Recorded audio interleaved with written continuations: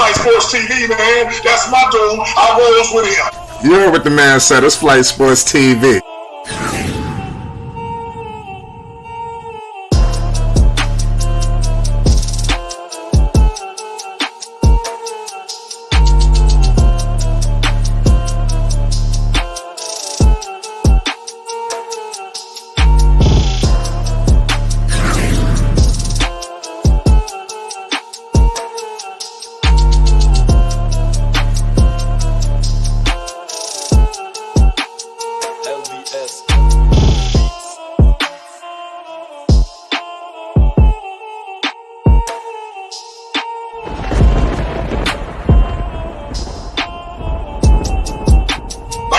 Flight Sports TV, that's where it's at.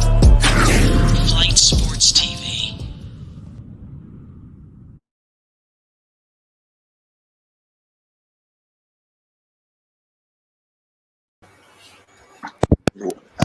What's going on, people? It's Flight Sports TV. I appreciate y'all for checking with me. You already know what it is. We back with another one of them things. Man, oh man, we got ourselves a good one today, man. Lavar Ball, he continues to put his boys in the right positions to win. And we're not seeing it any more clearer than we're seeing it right now with Liangelo Ball. Liangelo Ball right now is excelling. We're going to get into that. We're going to get into what he did with Lonzo Ball. We're going to get into what he did with Lamelo Ball. The list goes on. Lavar Ball has had his handprint on these kids their whole lives. Even when the media tried to diminish his role, you could never diminish his role. It's Flight Sports TV. We're going to get all into it. His hand is so powerful. We gotta always remind people what he did. How did he get these guys in positions the way you see him now? How you can see Lamelo excelling? How you can see Lonzo doing what he's doing when healthy? When you see Liangelo, his perseverance, determination, hard work. You can see it all paying off right now before our very eyes. And Lavar Ball is one of the most hands-on parents. I'm telling you. When you start to think about sports fathers, we have some of the better ones. You got the Mayweathers, you got the Floyd Mayweather Sr. The list goes on to some of the high-profile, sports fathers. At the end of the day, I guarantee you, Lavar Ball goes down in sports history. Nobody has done it like this before. I'm not talking about one professional athlete. I'm talking three, ladies and gentlemen, three, one after another. Boom, boom, boom. Just no let up. This has never been done before. We're going to get all into it. We ain't never get started yet. Salute to the chat. We got a star-studded chat. We got a star-studded panel as usual. We about to get all into it. Rave Kingdom, what's the deal? It's Flight Sports. We live. Yeah, what's going on? Flight Sports TV, the hottest in the streets. AKA, hit the boy Rave Kingdom in the building. Hit that sub, hit that like. You already know what to do. It's a Monday. Time to start the week. I hope everybody's having a good day. And saying, please hit that like. I appreciate you. We're here to talk that good. BBB, the brothers, all that's going on, the greatness and the level that this is, man. This is beautiful to see. Liangelo just did his thing. This is beautiful. And it's just nothing but up. That's the goal. We want, we're trying to get the height limit. There is no bar. We want to go past that bar. I think Lavar himself will let us know that the ceiling is more than the bar. We got to go past that bar, bro. I think we got to strive for much as we can. Strive for greatness, man.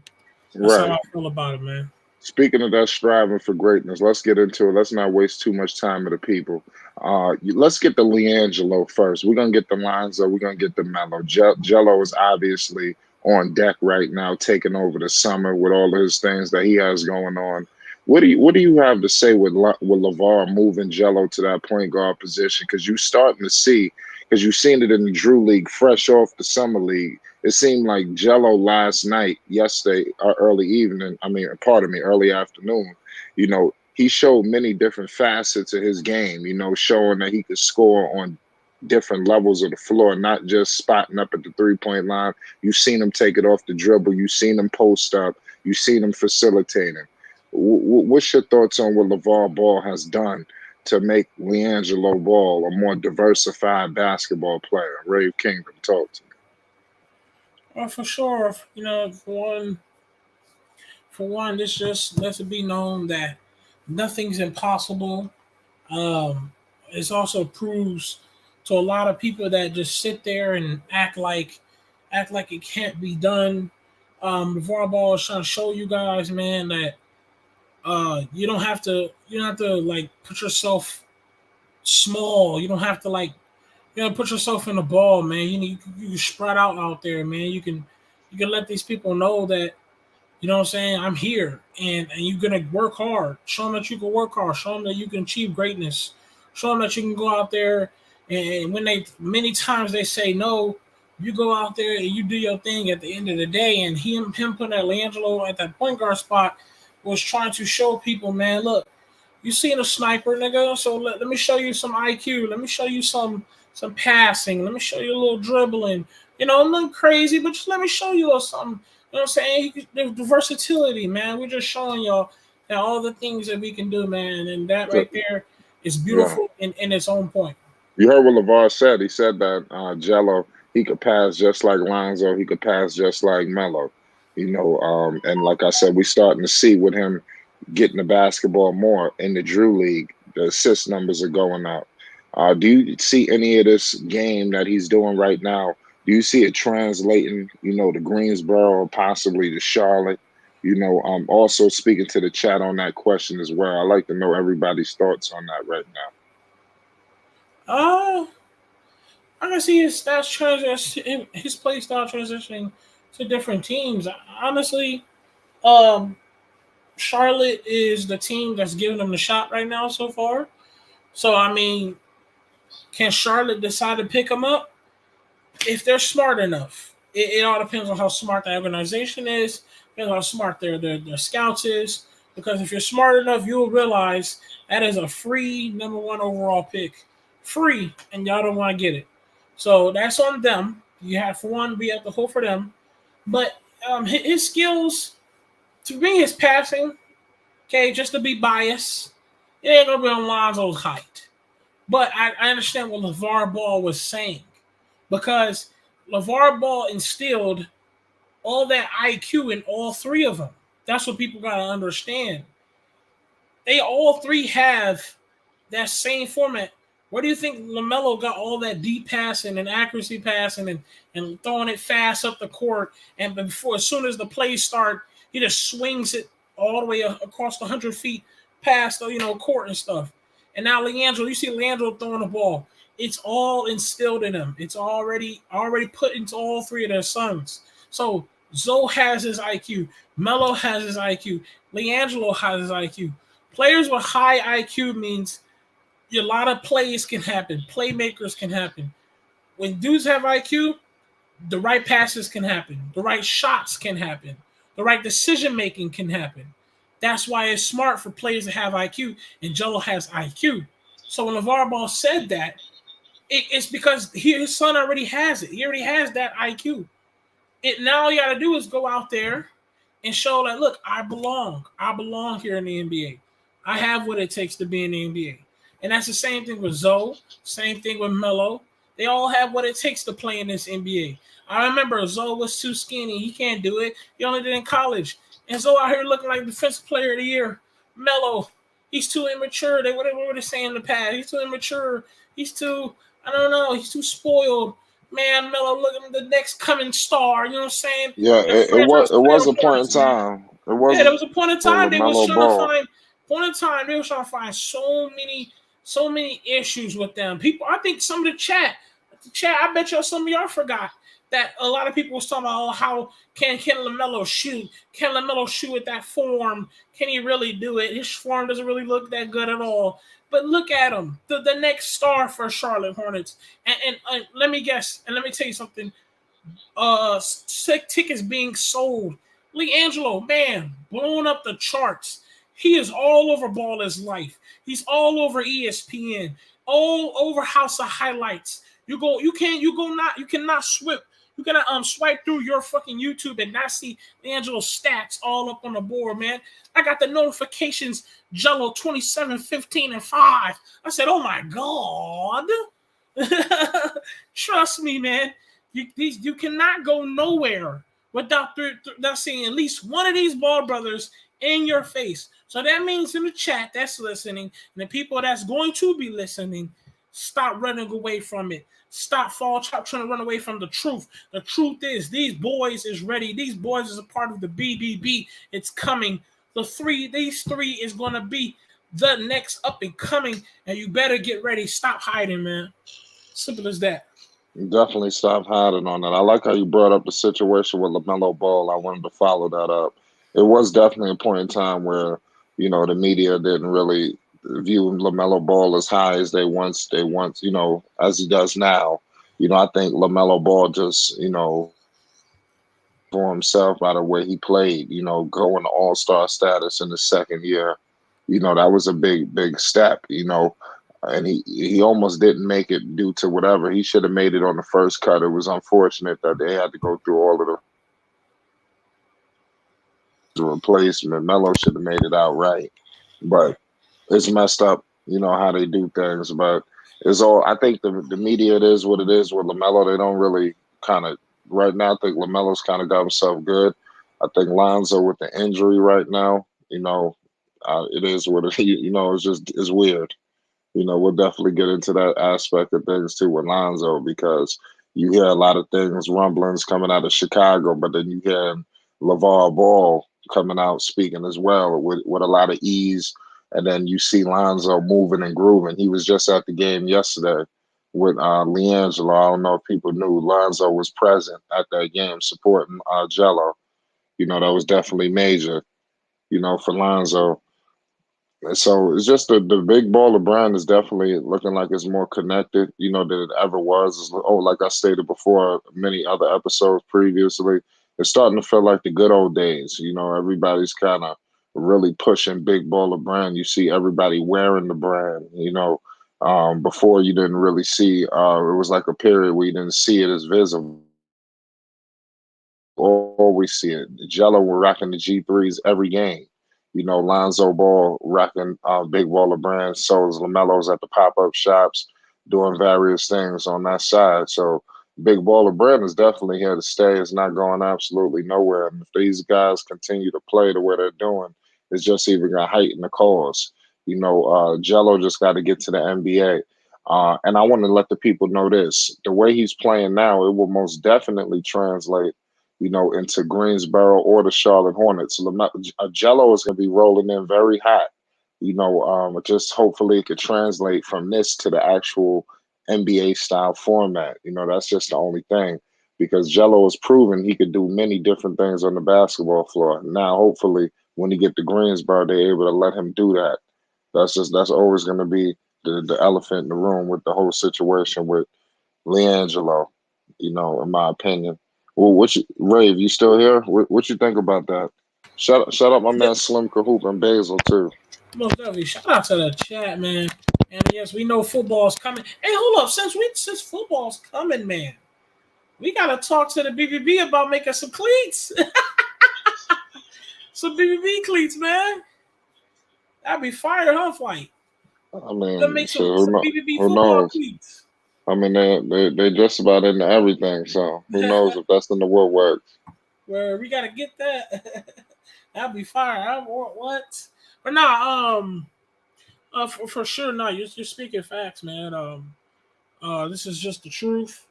Man, it's people nowadays see the now, and the now is LaMelo is doing his thing, and everybody's like LaMelo can do no wrong. Lonzo right now, yeah, they talk about his injuries, but at the same time, they talk about how important he is because of his defense and what he does in his leadership role, and the fact that you saw how the team was in decay or just destructive mode when Lonzo was gone. And Liangelo Ball as well. They're trying to hope and see is he going to be in the NBA or not. But a lot of people got to understand, each and every of these brothers, they used to talk about them really, really bad. People forget about that. And yeah, it died down a little bit in a way, but they used to talk really bad. And yes, your boy Lamelo that y'all like to hype up a lot. Your boy Lonzo that we like to hype up. Jello. They talked about all three of them.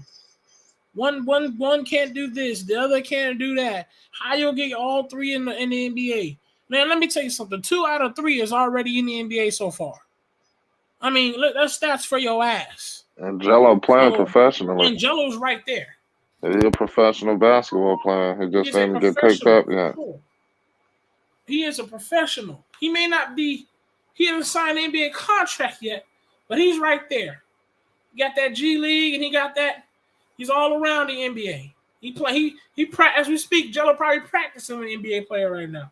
So I mean, y'all gotta.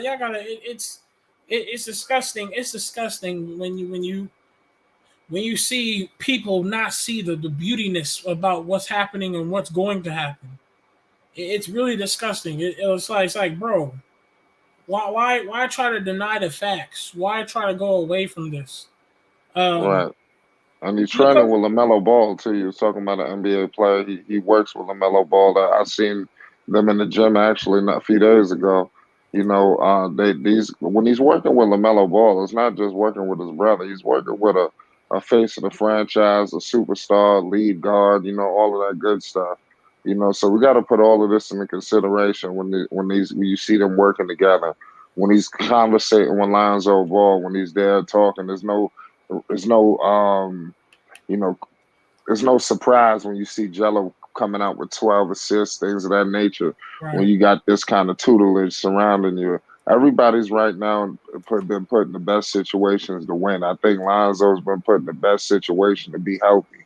Right now being in Los Angeles, working with whatever Lavar has got him doing, I believe is working. And the Bulls believe it's working too. It's just not maybe the speed that they would like.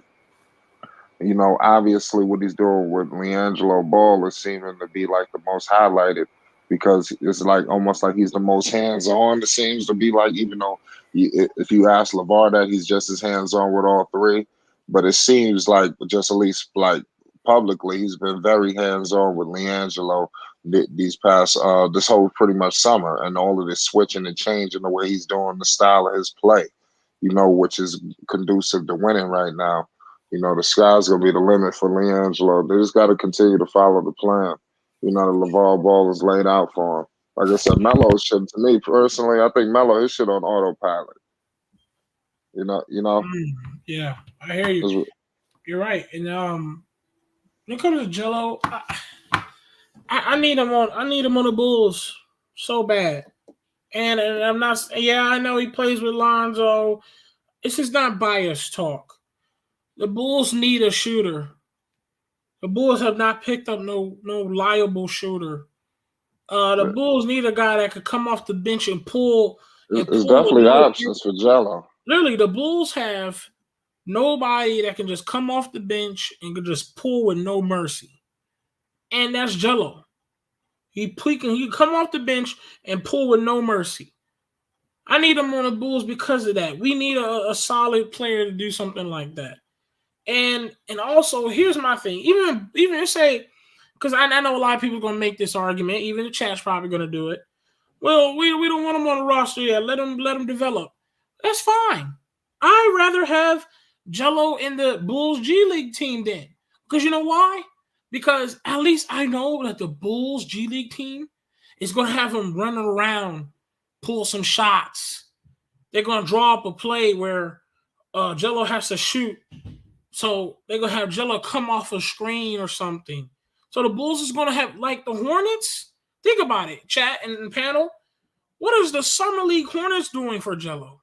Right. Nothing. I'm happy you said that. I'm right now. I'm reviewing an article right now from Sports Illustrated. They put out an opinion on Liangelo Ball. They stated that the Miami Heat or the New York Knicks should sign him. Liangelo Ball is a free agent after playing in the NBA Summer League for the Charlotte Hornets, and they're stating that they're just checking to see. I believe his interest with Liangelo Ball. A lot of people probably don't, see that, but there is. So if the Charlotte situation don't work out, I could definitely see him getting picked up by possibly the Bulls and working with Lonzo, or just possibly going out on his own to a team and just seeing what happens. Yeah, I agree on that. I'm really hoping teams are looking at him. He's worth to be looked at because remember, I even bring up another a statement. Remember, everybody was saying he hasn't played in a professional.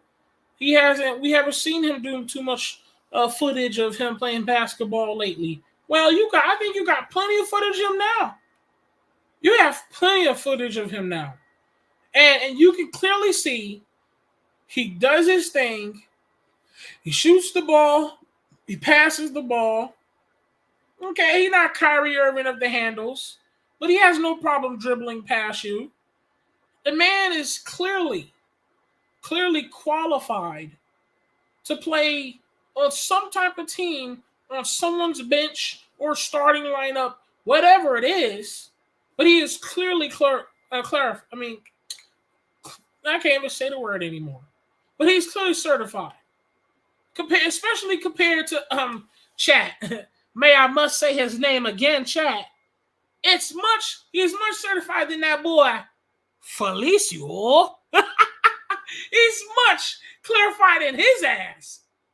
Because Felicio got a guaranteed contract extension for $36 million, and the Chicago Bulls are still paying for his contract as we speak. And that boy sat on the bench for it took their money. And don't make me just I can go Chat. Don't make me just say I could go down the line on how many people got contracts and played in the NBA and it was an entire waste of time. Brandon Knight. I know you haven't heard of him in a while. I could go. You're talking about Liangelo don't deserve to get on the. Come on, man. Y'all telling me Liangelo don't even deserve? Did y'all forget about Brandon Knight? I could go forever about the Skanarowski. Come on, man. You're telling me Skanarowski deserves a chance more than Jello. Come on, man. Y'all are funny. Come on, Chad. If you try to argue me down on that, but y'all are funny. If you try to argue me that Felicio and Skanarowski, if you try to really make me believe that. God, I mean, bro, the Bulls had Matt Thomas. What did we do with Matt Thomas on our bench last season, Flight? What did we do with him? A bunch of nothing. I was about to say that. Yeah. A bunch of nothing. Chat, what did we do with Matt Thomas? Really, the Bulls had Matt Thomas. Chat, I want to know. Let me know. He didn't do nothing. So you're telling me Liangelo shouldn't have an opportunity over Skanarowski, Matt Thomas, Felicio, Ricky Rubio, Menando. Let me stop. Are y'all serious? Let me stop. Let me stop. Y'all are funny, bro. I see Dave James in the chat talking about Lonzo Ball. He said free Lonzo Ball. And as he said that, let Lonzo be Lonzo. What you think about that? Possibly even with Lonzo coming back healthy next season, which I do believe he will be. What do you expect from him on the floor? Do you expect him to be utilized correctly? Because you heard a lot of adulation from DeMar DeRozan. Are they gonna stand on the things that they were stating? They spoke very highly of him in his absence. Are they okay? Offense and take it to never before seen heights? Right. Let me say this, okay, Chad. To Dave's credit, he has a point. Even though he may be a little haywire. But Dave has a point. Because, yes, the Bulls are a good team. They are a playoff contending team. Yes, the Bulls are way better than Pelicans. But anyways, I know that you got Zach LaVine and all that. I get it. But, I mean, does he fully have what he wants to do? Does Lonzo fully have what he really wants to do? And I can't fully say that yet. I can say he's on a better team. I can say that Lonzo can perform better on this team. I think Lonzo can look like the defensive player of the year, maybe even an all-star on this team. But does he get to be where he fully wants to be? That's a hard question because we got a DeMar DeRozan. He wants to play point. We still got Zach LaVine. He wants his numbers. He wants the ball. The coach wants to include Vucevic in a lot of plays. So to Dave James' point, I understand y'all want to argue him down, but he has a point. Because, yes, Lonzo Ball's on a better team. Yes, Lonzo Ball is on a team where he can perform better. But at the same time, think about it. Is it exactly the same? Is it exactly the spot where Lonzo wants to be and do his own? Like, do you feel like Lonzo's out there doing what he truly wants to do? I can't say that. Really. Because if he's out there truly what he wants to do, we looking at too much damn DeMar DeRozan then. I'm looking at way too much DeMar DeRozan. I'm looking at way too much Vucevic that don't know what the hell he doing. And Mr. Coach, what's his name? Mr. Coach, Mr. Billy Donovan. I mean, he's a pushover. I mean, all the other players, the vets, be telling Donovan, that man Billy Donovan talking about something, yes, sir. Billy Donovan and the Bulls came into the season with a plan. Yes, they did. They came in with a plan. They came with a format of Lonzo's going to run fast, be ready. Lonzo's going to push the pace. He's going to push the team up and down the court. Get ready to take smart shots. DeMar DeRozan do you. Zach LaVine do you. Ball movement, play defense. That's what they first said to us. If y'all remember, chat, that's what they said to us in the offseason. They're going to play with Lonzo being that full force energy, being that decision maker. Zach LaVine and Derrick Jones Jr. going to show their athleticism. That's what they told us in the offseason, if y'all forgot, chat. And before you know it, it's all changed. Now DeMar's a point guard, team playing slow on it. And don't get twisted. Our Bulls was doing our thing. The Bulls was a top 5 defense, a top 5 offense. But Lonzo goes down and watch what happened. And dropped down to the top 20 on defense. So, at the same time, I think the Bulls are a playoff contending team. I think the Bulls are a great team.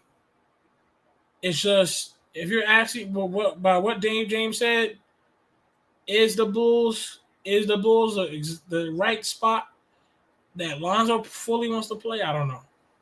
Probably not. Shout out SMG in the chat. Salute to everybody that's in here today. Sauce Balls, yeah, shut. And all the people that's coming in or hasn't come in, please hit that subscribe, hit that like button. Trust me, hit that like button. We noticed that we have a lot of new people that watch this. We do this. We're on a streak. We have the longest active stream every day. We stream every day, every night. Fox Sports TV has the greatest interviews. Y'all in the chat, y'all might see Ball Facts say hi in the chat. You might see Hoop Jargon, AB the Hero. We have some special names, people. So if you're new, this is where it's at.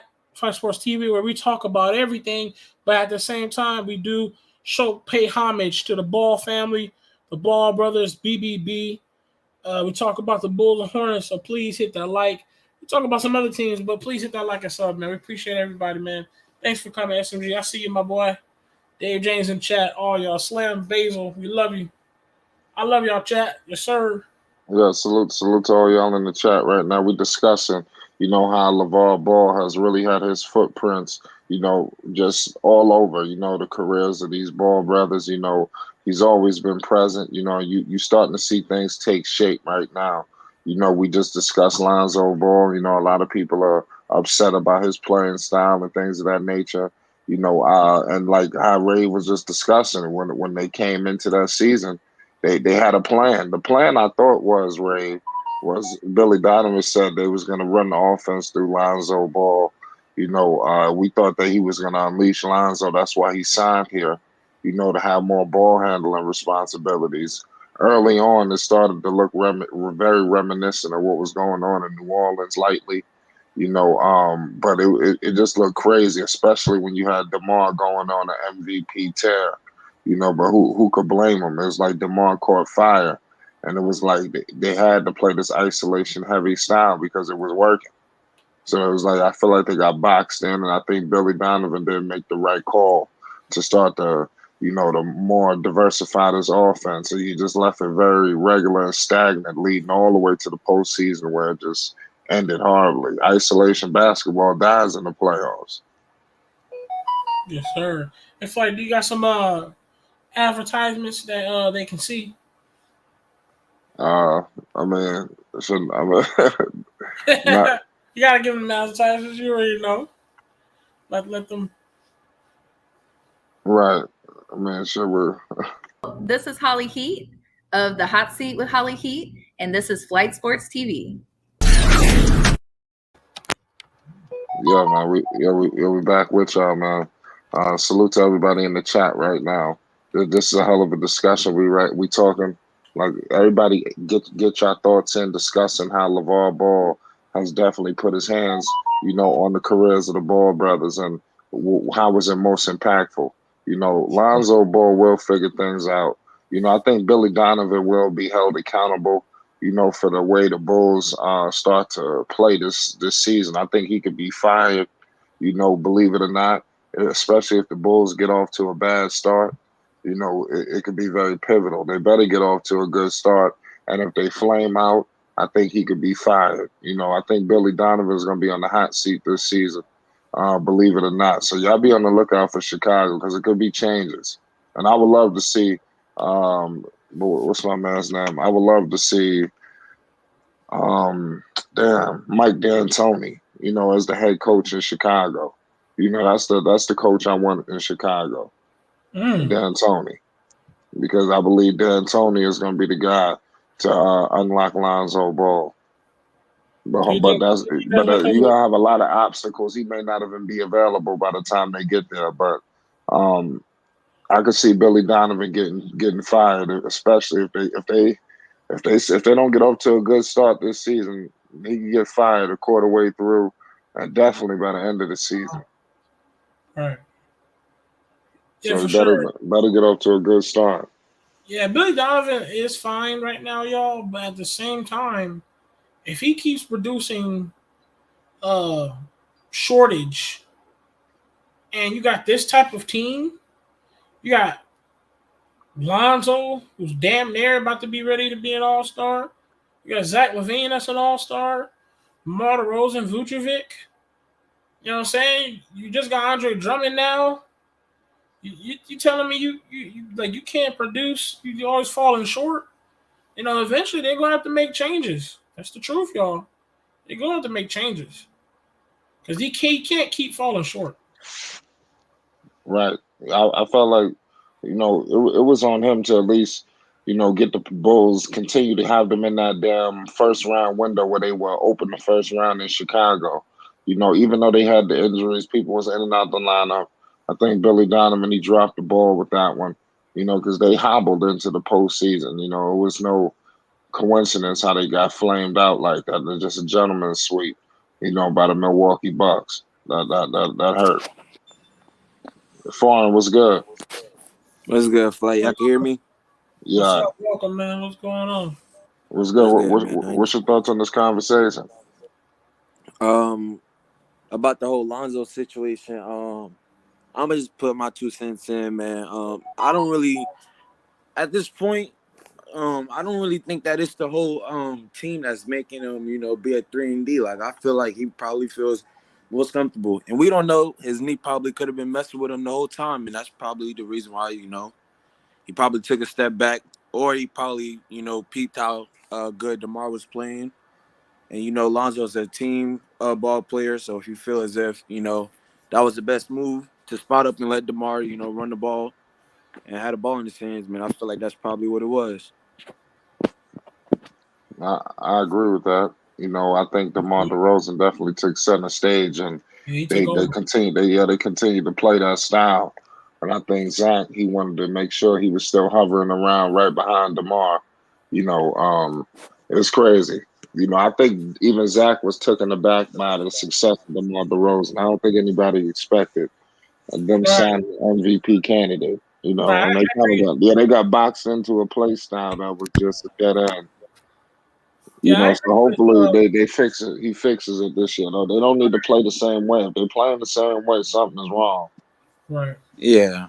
Yeah, And they're not going to get nowhere playing the same that way. My fault, Rav. I'll let you go. you good, you good. But yeah, no, that situation that they playing though, like the way that they playing, bro, it's not getting them nowhere. We seen many times teams running zone on them, and it's hard having your primary ball handler not being able to shoot threes. Feel me? Like DeMar DeRozan, you can't have your top scorer on the team not be a 3-point shooter. You're not going to be able to win like that. That's why I feel like it's kind of hard to actually have Lonzo had the ball in his hands too in a way, because it's a little How's easier that? for Lonzo could spot up, because DeMar can't just sit at the three. Lamar can't come off screens and shoot at the three. He can't really do nothing besides shoot the midi. So it's gonna be, I don't know, man. Let me see our opinion. I just don't see it working that much. I mean, I agree with 90% of what you said because DeMar took over. But if you remember, in the beginning of the season, they did they demolished the whole preseason and Mm-hmm. demolished the first week of the regular season. The first 3-4 games. And that was when they wasn't playing DeMar takeover. Lonzo was the point. He was making decisions. They was passing the ball. Zach LaVine was doing his thing. Lonzo was doing his thing with assists, getting blocks, playing defense, looking like the number one defensive player of the year. DeMar DeRozan was spot up, hitting mid ranges, taking over a couple mid range shots, and they was playing ball movement, running the ball up the court. For some apparent reason, the next 2 weeks come in, and all of a sudden, somehow, DeMar DeRozan just took over as the point guard. So I don't think it's they can't have DeMar DeRozan spot up. It's just they have to make a decision on what they're gonna do. Because you saw what happened with DeMar playing point guard. It wasn't good. Why was it good? Yeah. Because he would he would hit his shots, gotta give him credit. Mm-hmm. He hit his mid-range shots, he'll drop 40. Okay, I'll give you credit on that part. But the man out here is slowing the team down. They're trying to run, and he's slowing the team down. He out here trying to pass the ball just because he had 4 people on him, and he barely decided he gonna pass the ball. like Yeah. he was trying to make a decision. See, I got 4 niggas on me. Everybody else is open. Should I pass it? Like, nigga, yes. He's right behind you. DeMar passed the ball. Like, yes, please pass the ball. So it's like they have to make a decision because everybody sees, oh, they won. What's the issue? They won. But the whole time we knew, but that won't work when the playoffs come. Because they're going to play that zone. They're going to key in on DeMar. They're going to pay attention this time. They're not going to bullshit on defense. That playoffs was nothing but defense. Celtics was playing defense. Miami Heat was playing defense. Giannis and the Bucks was playing defense. Mm-hmm. They're going to key in on that. And if they key in on DeMar, you think what you've been doing all season is going to work then? No. So you got to make a decision on what you're truly going to do and what you're going to. And if you're smart enough, you let Lonzo make the ball decisions because his IQ is too good to be held back. Yeah. I'm not saying Lonzo got to do this. I ain't going to say Lonzo got to do that. But at least let him pass the ball, make him make the decisions. And that's the least you can do because he has the greatest IQ on the court. So if you got the guy with the greatest IQ on the court, now let's think of a score. Zach LaVine. Okay, now we started it. Lonzo Ball brings up the court. Lonzo Ball sees the defender. Quick pass to Zach LaVine. You know what Zach LaVine going to do? Use his athletic abilities to drive to the rim or go a wide open cut. And yes, we've seen Lonzo Ball throw the ball on a cut. Okay, here comes DeMar DeRozan. They double team Zach. Give it DeMar DeRozan. DeRozan fades. Wide open mid-range. Bang. Like it's simple basketball. Vucevic. You got nowhere to go. Lonzo Ball. Give it back. Give that ball back to Lonzo so we don't lose the ball. Lonzo dribbles to the right. Feeds it to Vucevic over the head. Vucevic, quick. Hook shot. Bang. Like it's simple basketball. Do you think guy who's not going to lose the ball, who's going to make the right decision, Lonzo? Do you want your scores? Okay, let Lonzo dish it out on the cut to Zach LaVine on an acrobatic dunk. Zach LaVine looking good. Fast break. Let the fans cheer. You know how Lonzo set Brandon Ingram up for the easy mid-range, got him in a shot? That same thing for DeMar. DeMar wants his mid-range shot. He backing down his opponent. Cool. Lonzo going to come up to the right and say, okay, move out the way, move out the way, move out the way. Tell his boy, move out the way. Dish it down to Zach, Mr. DeMar. DeMar, step back, fade away, bang. But no, y'all don't play like that. Y'all want to play where DeMar plays the ball. Y'all want to play where DeMar comes up the court and kicks it. Y'all want to play where on a fast break, DeMar runs 10 miles per hour while everybody else is 50 miles per hour flying up and down the court. You got Derrick Jones Jr. on your team. Come on, man. Whatever, bro. I just don't see DeMar DeRozan being a spot up even in the mid-range setting. I feel like DeMar is so consistent because he knows what he's doing. When he has the ball in the mid-range and he dribbles for like 5 seconds, you feel me, or he dribbles out the whole shot clock, he knows what he's gonna do the whole time, and he does it seems like move. And it ain't like they're not playing defense. They playing defense. It's just he's not gonna miss. I see what you're saying about Lonzo, but you don't think that he has to get a little bit better in the half-court setting? Can you hear me? Yeah, I can hear you. I mean, you said that. Do you think Lonzo got to be better in the half-court setting? Yeah, like pretty much like with his his ball and like Lonzo has the best IQ, and we know that. Come on now, we all Lonzo fans. We know what Lonzo can do. We've seen him do so many full court passes, giving Zach LaVine easy buckets the whole season. We've seen the stats and the statistics from before he was injured and then after he injured, how everything just dropped for them. We see what he does. I just don't see him being that good in the half court setting when it comes to handling the ball. How? I feel like he had the least turnovers on the team. He literally has less turnovers. Yeah, that's in the half court setting. In the half court setting, I think he had the second most assists. If I'm not mistaken, as soon as Lonzo got hurt, them niggas act like they couldn't make no right decision.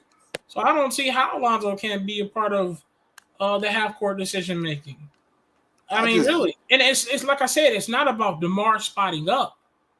It's about allowing DeMar to play within the team. That means, okay, we need a bucket, but we don't want to take no crazy three. Okay, let's give this. Let's set up DeMar nice and smooth. Give it up to DeMar. Dish it down to DeMar. Give it to Lonzo because he don't lose the ball. That's another big thing. That's the biggest thing. You want to give it to the guy that ain't gonna lose the ball. So you give it to Lonzo. Lonzo gonna dish it out because if anybody ain't gonna pass, it's gonna be Lonzo.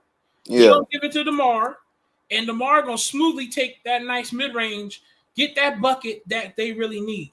Because some buckets, like, we don't need no crazy three. Some buckets we don't need no crazy dunk, or that's kind of some stupid layup and you got your shit blocked. No, we don't need that. DeMar gonna take a nice smooth, quick mid range and be on. Let's move on to defense.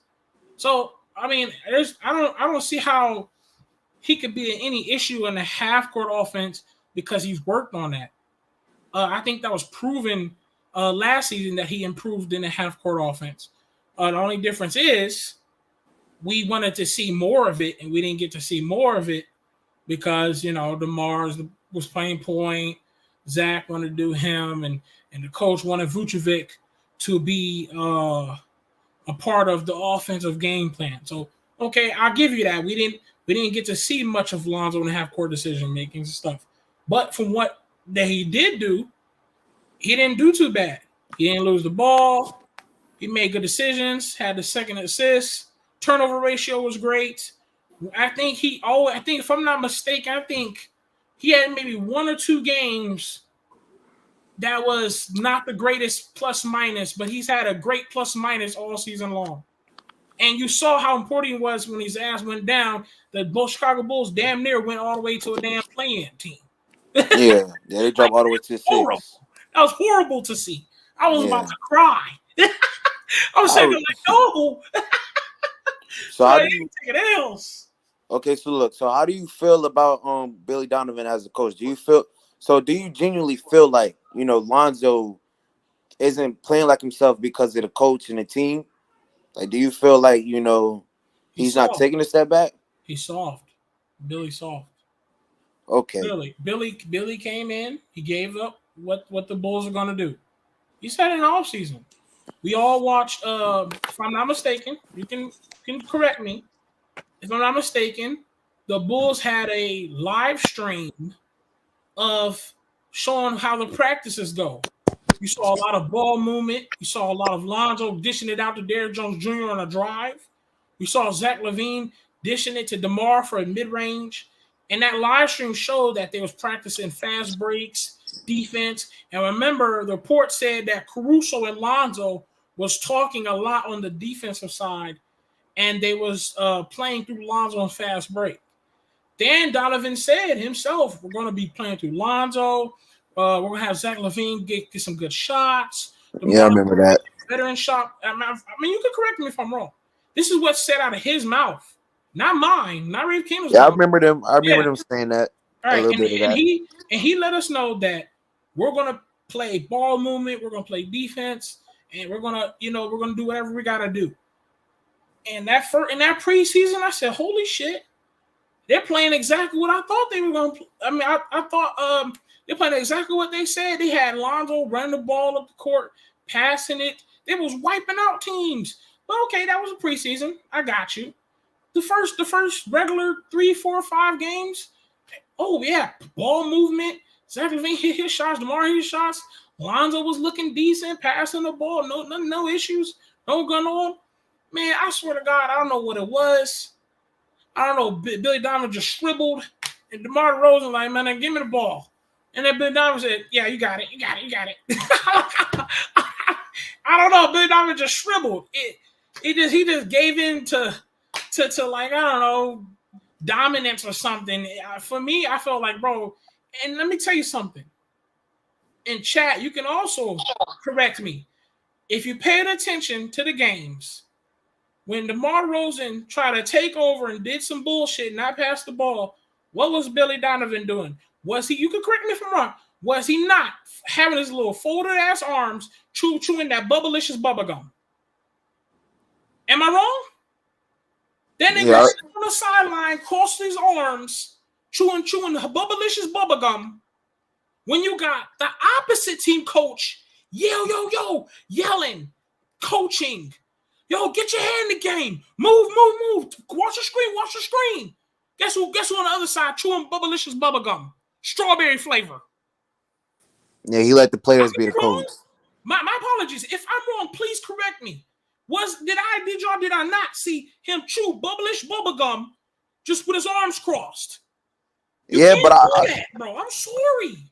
yeah, but I did see him also talk to Lonzo, Zach, and DeMar and Vooch pretty much most of the time. He never talked to the full team, but he made sure he got his talks in with them on the Yeah, sideline. and how did he do that?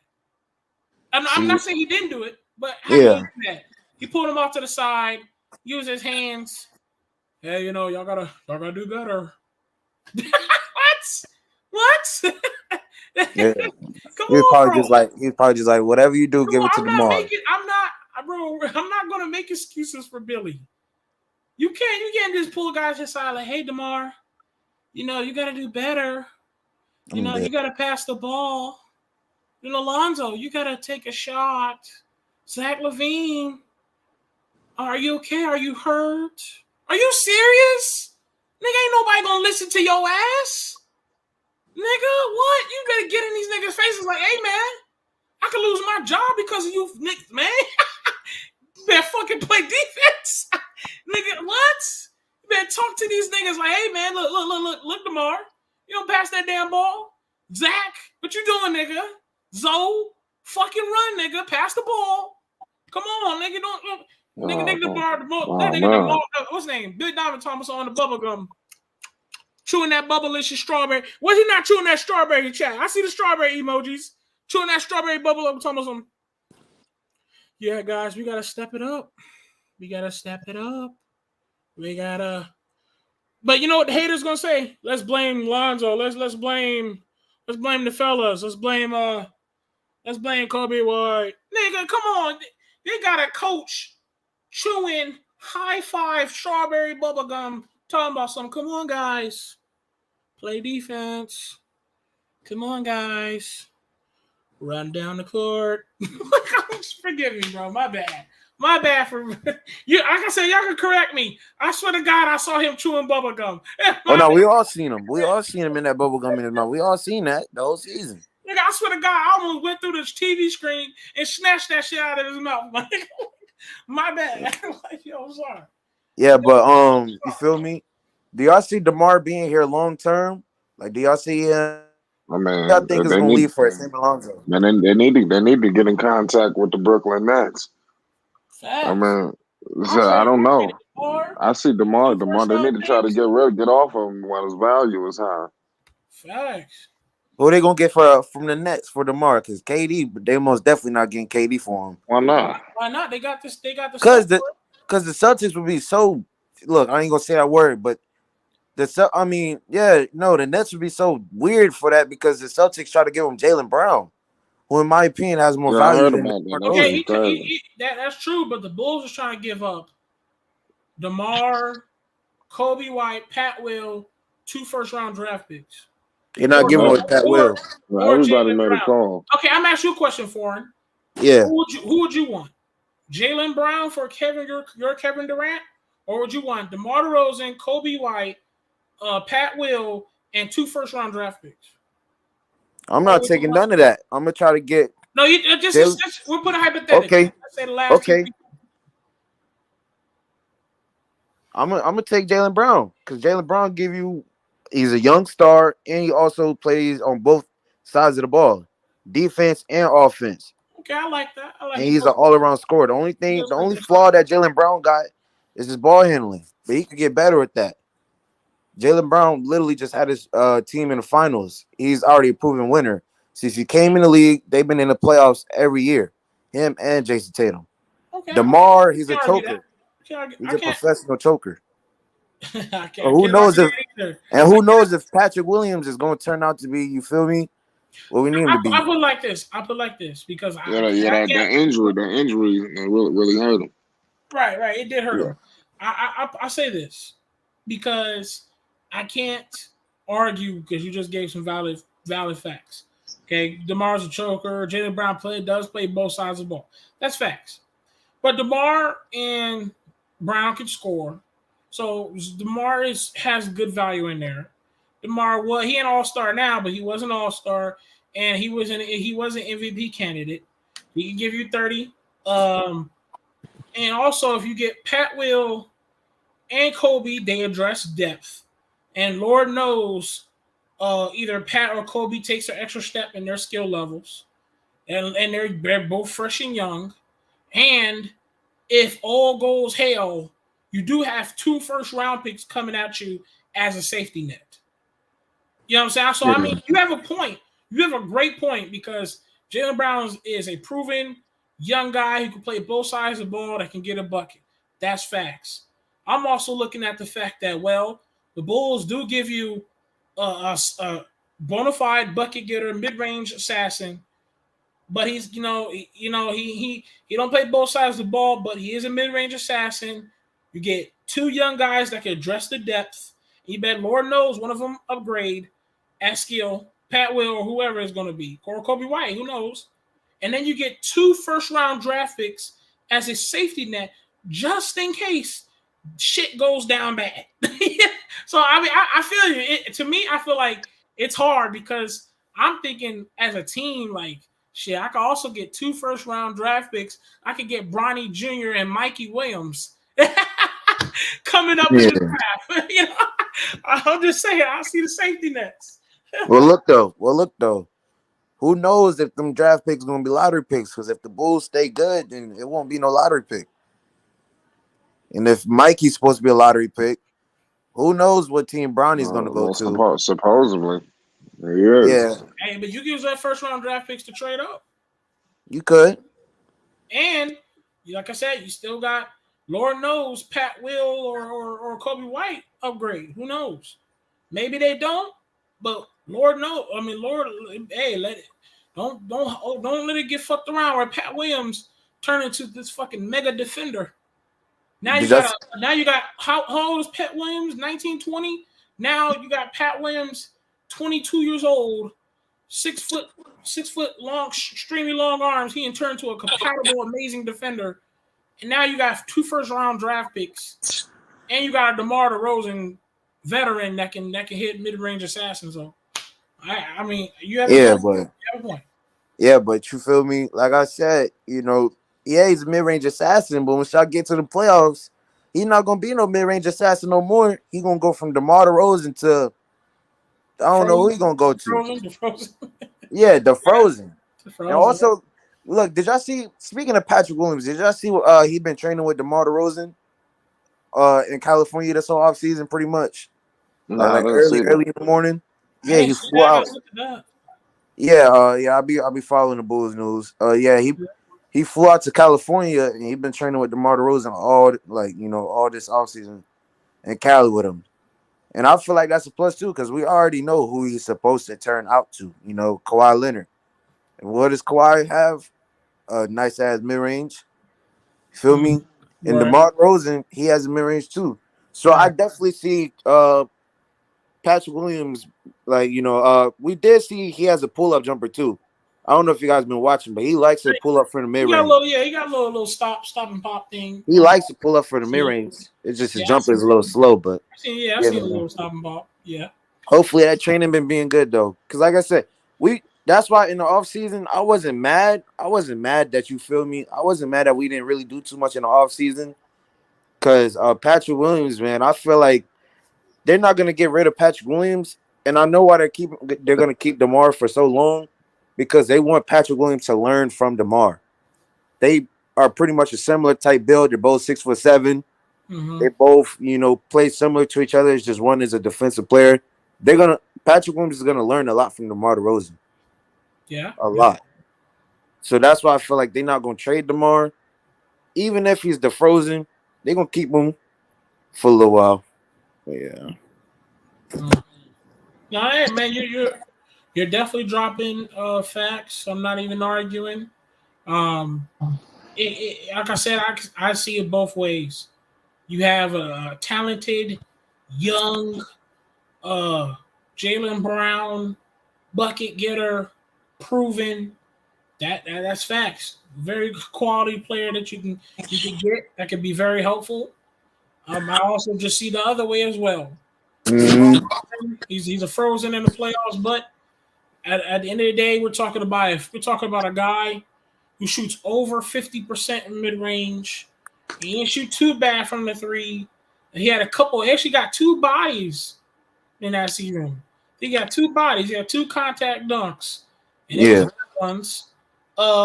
Then I said Kobe White and Pat. Lord knows Kobe White gets better. And they say Pat Williams, he's been, like you say, he's been training. So you get Pat Williams, he's been training and he's young. And Lord, I mean, you better hope he don't become some elite defender. If he becomes an elite defender, you're talking about a real gamble that you decided to give up the KD for him, because now you got a Pat Williams that's 21, 22 years old that got defense like Giannis. Like, what? You know, that boy getting blocks and steals and shit. And then you get 2 first-round draft picks that you can use to trade up, or let's say the Bulls don't be good anymore. Those first-round draft picks become the number 1, 2, and overall. Well, I'm just saying you got the little safety nets too. So I see it both ways. It's no argument. I'm not even arguing. It's both ways. It's really, really good. And that's why I was saying, like you said, now I'm thinking about the trade for Patrick Williams and DeMar DeRozan, because the only way that I see the Nets doing that is if they really believe in believe in Patrick Williams, and they're gonna bring DeMar DeRozan just so Patrick Williams can learn from him and work with him. Right. You know what I'm saying? That's the only way I see that happening. But yeah, you know, like I said, the Bulls are solid though. Like the way that they playing right now, like you said, it's not gonna work. But I most definitely see them going back to the playoffs. And if Lonzo is healthy, I most definitely see them at least making it past the first round in the playoffs. Well, definitely, we almost got to see Lonzo in the playoffs. That almost made me cry as well. We gotta see him. We gotta see him. That was definitely what we should have seen. That was messed up. I wanted to see it so bad, but you know, which I think he would have did. Which I think he would have did in there. It would have been Showtime. It would have been Showtime Bulls. I agree. Big Baller Brand would have been in the playoffs. You know it's I agree. I think, and that's not even just fandom talk. I know that's what they want to say. I think Lonzo says, hold up. I think he's gonna feel a little bit like home a little bit, because the bright lights is gonna be shining, the heat is gonna be, and what they say about the playoffs is either gonna break you, you know what I'm saying, or make you. And that's for me, when it's the playoffs, it separates the boys from the men and the men from the legends. Simple. You're going to be a man and you're going to play in the playoffs, or you're going to build a legacy how you hit that game-winning shot in the playoffs. They're going to remember that. Mm-hmm. Imagine Lonzo hitting that corner spot, game winner 3 in the corner, bang. Oh man, the heavens is gonna fall. What? I so wanted to see him in the playoffs, bro. The bright lights was gonna be lit. I'm telling you, the bright light was gonna be lit. And especially Lonzo was their best shooter, best defender. Oh, so we're talking about amazing clutch 3-pointers he could have get ready to take. I mean, man, look, I wanted to see it so bad. And sometimes. One thing I learned about playoffs, man, they really can wake you up. Like, you can be trash and not be for it, or they can wake you up. And I think putting Lonzo in that situation, listen, Lonzo, either you're going to wake up or you're going to fall. And you're going to let's say you put Lonzo in that situation. What if that boy gets this huge wake up? I was so mad that he didn't get to play the playoffs, because he would experience something that would really, really like dwell into him, bro. Like, nigga, either you're gonna just rise up to the occasion, bro, and ball out.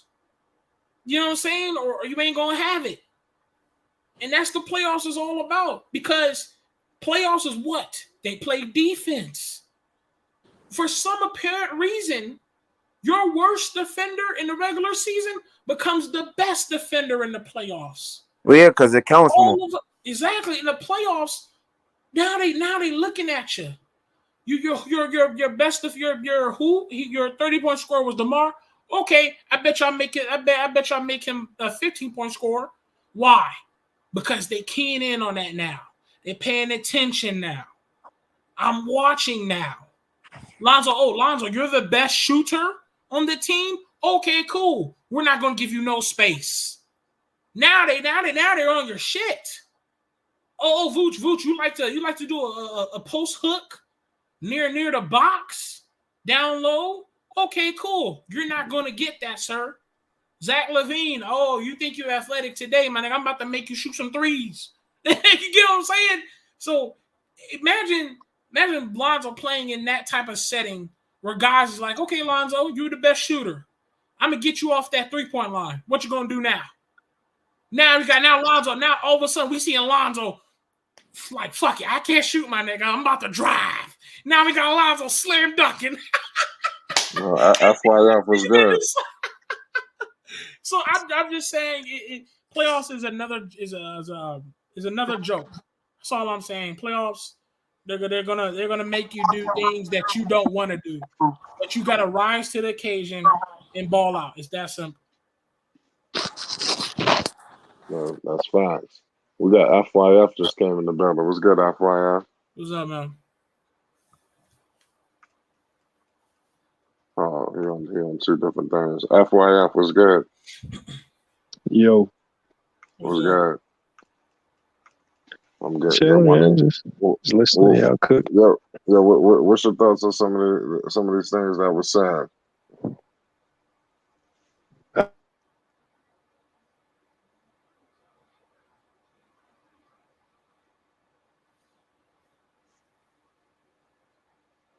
Can you hear me? No, I can't hear him. No, I thought my connection was messed up. What's up in the chat? Thank you, appreciate that, Slim. He having some connection problems. They act like I can't spit no facts around here, Slim. I know that. Appreciate yeah, that. Ray, you was definitely sweet flame. I know, you know what I'm saying, but I mean, it's the truth. It's the truth, and I can say that about Lonzo Ball. If the playoffs, he's either gonna fall down, or he gonna pick his ass up and rise to the occasion, bro. And that's the same thing with all those guys. Zach LaVine, the lights are on you now. They expect you to play as best as possible. Listen, we just gave Zach LaVine that max contract. So, hey man, you gotta ball. You gotta live up to it, bro. You gotta ball now. Rosen, you're too much of a veteran. No excuses. Vucevic, you're a veteran. No excuses. Drummond, we just signed Andre Drummond. There's no excuses. You're a veteran.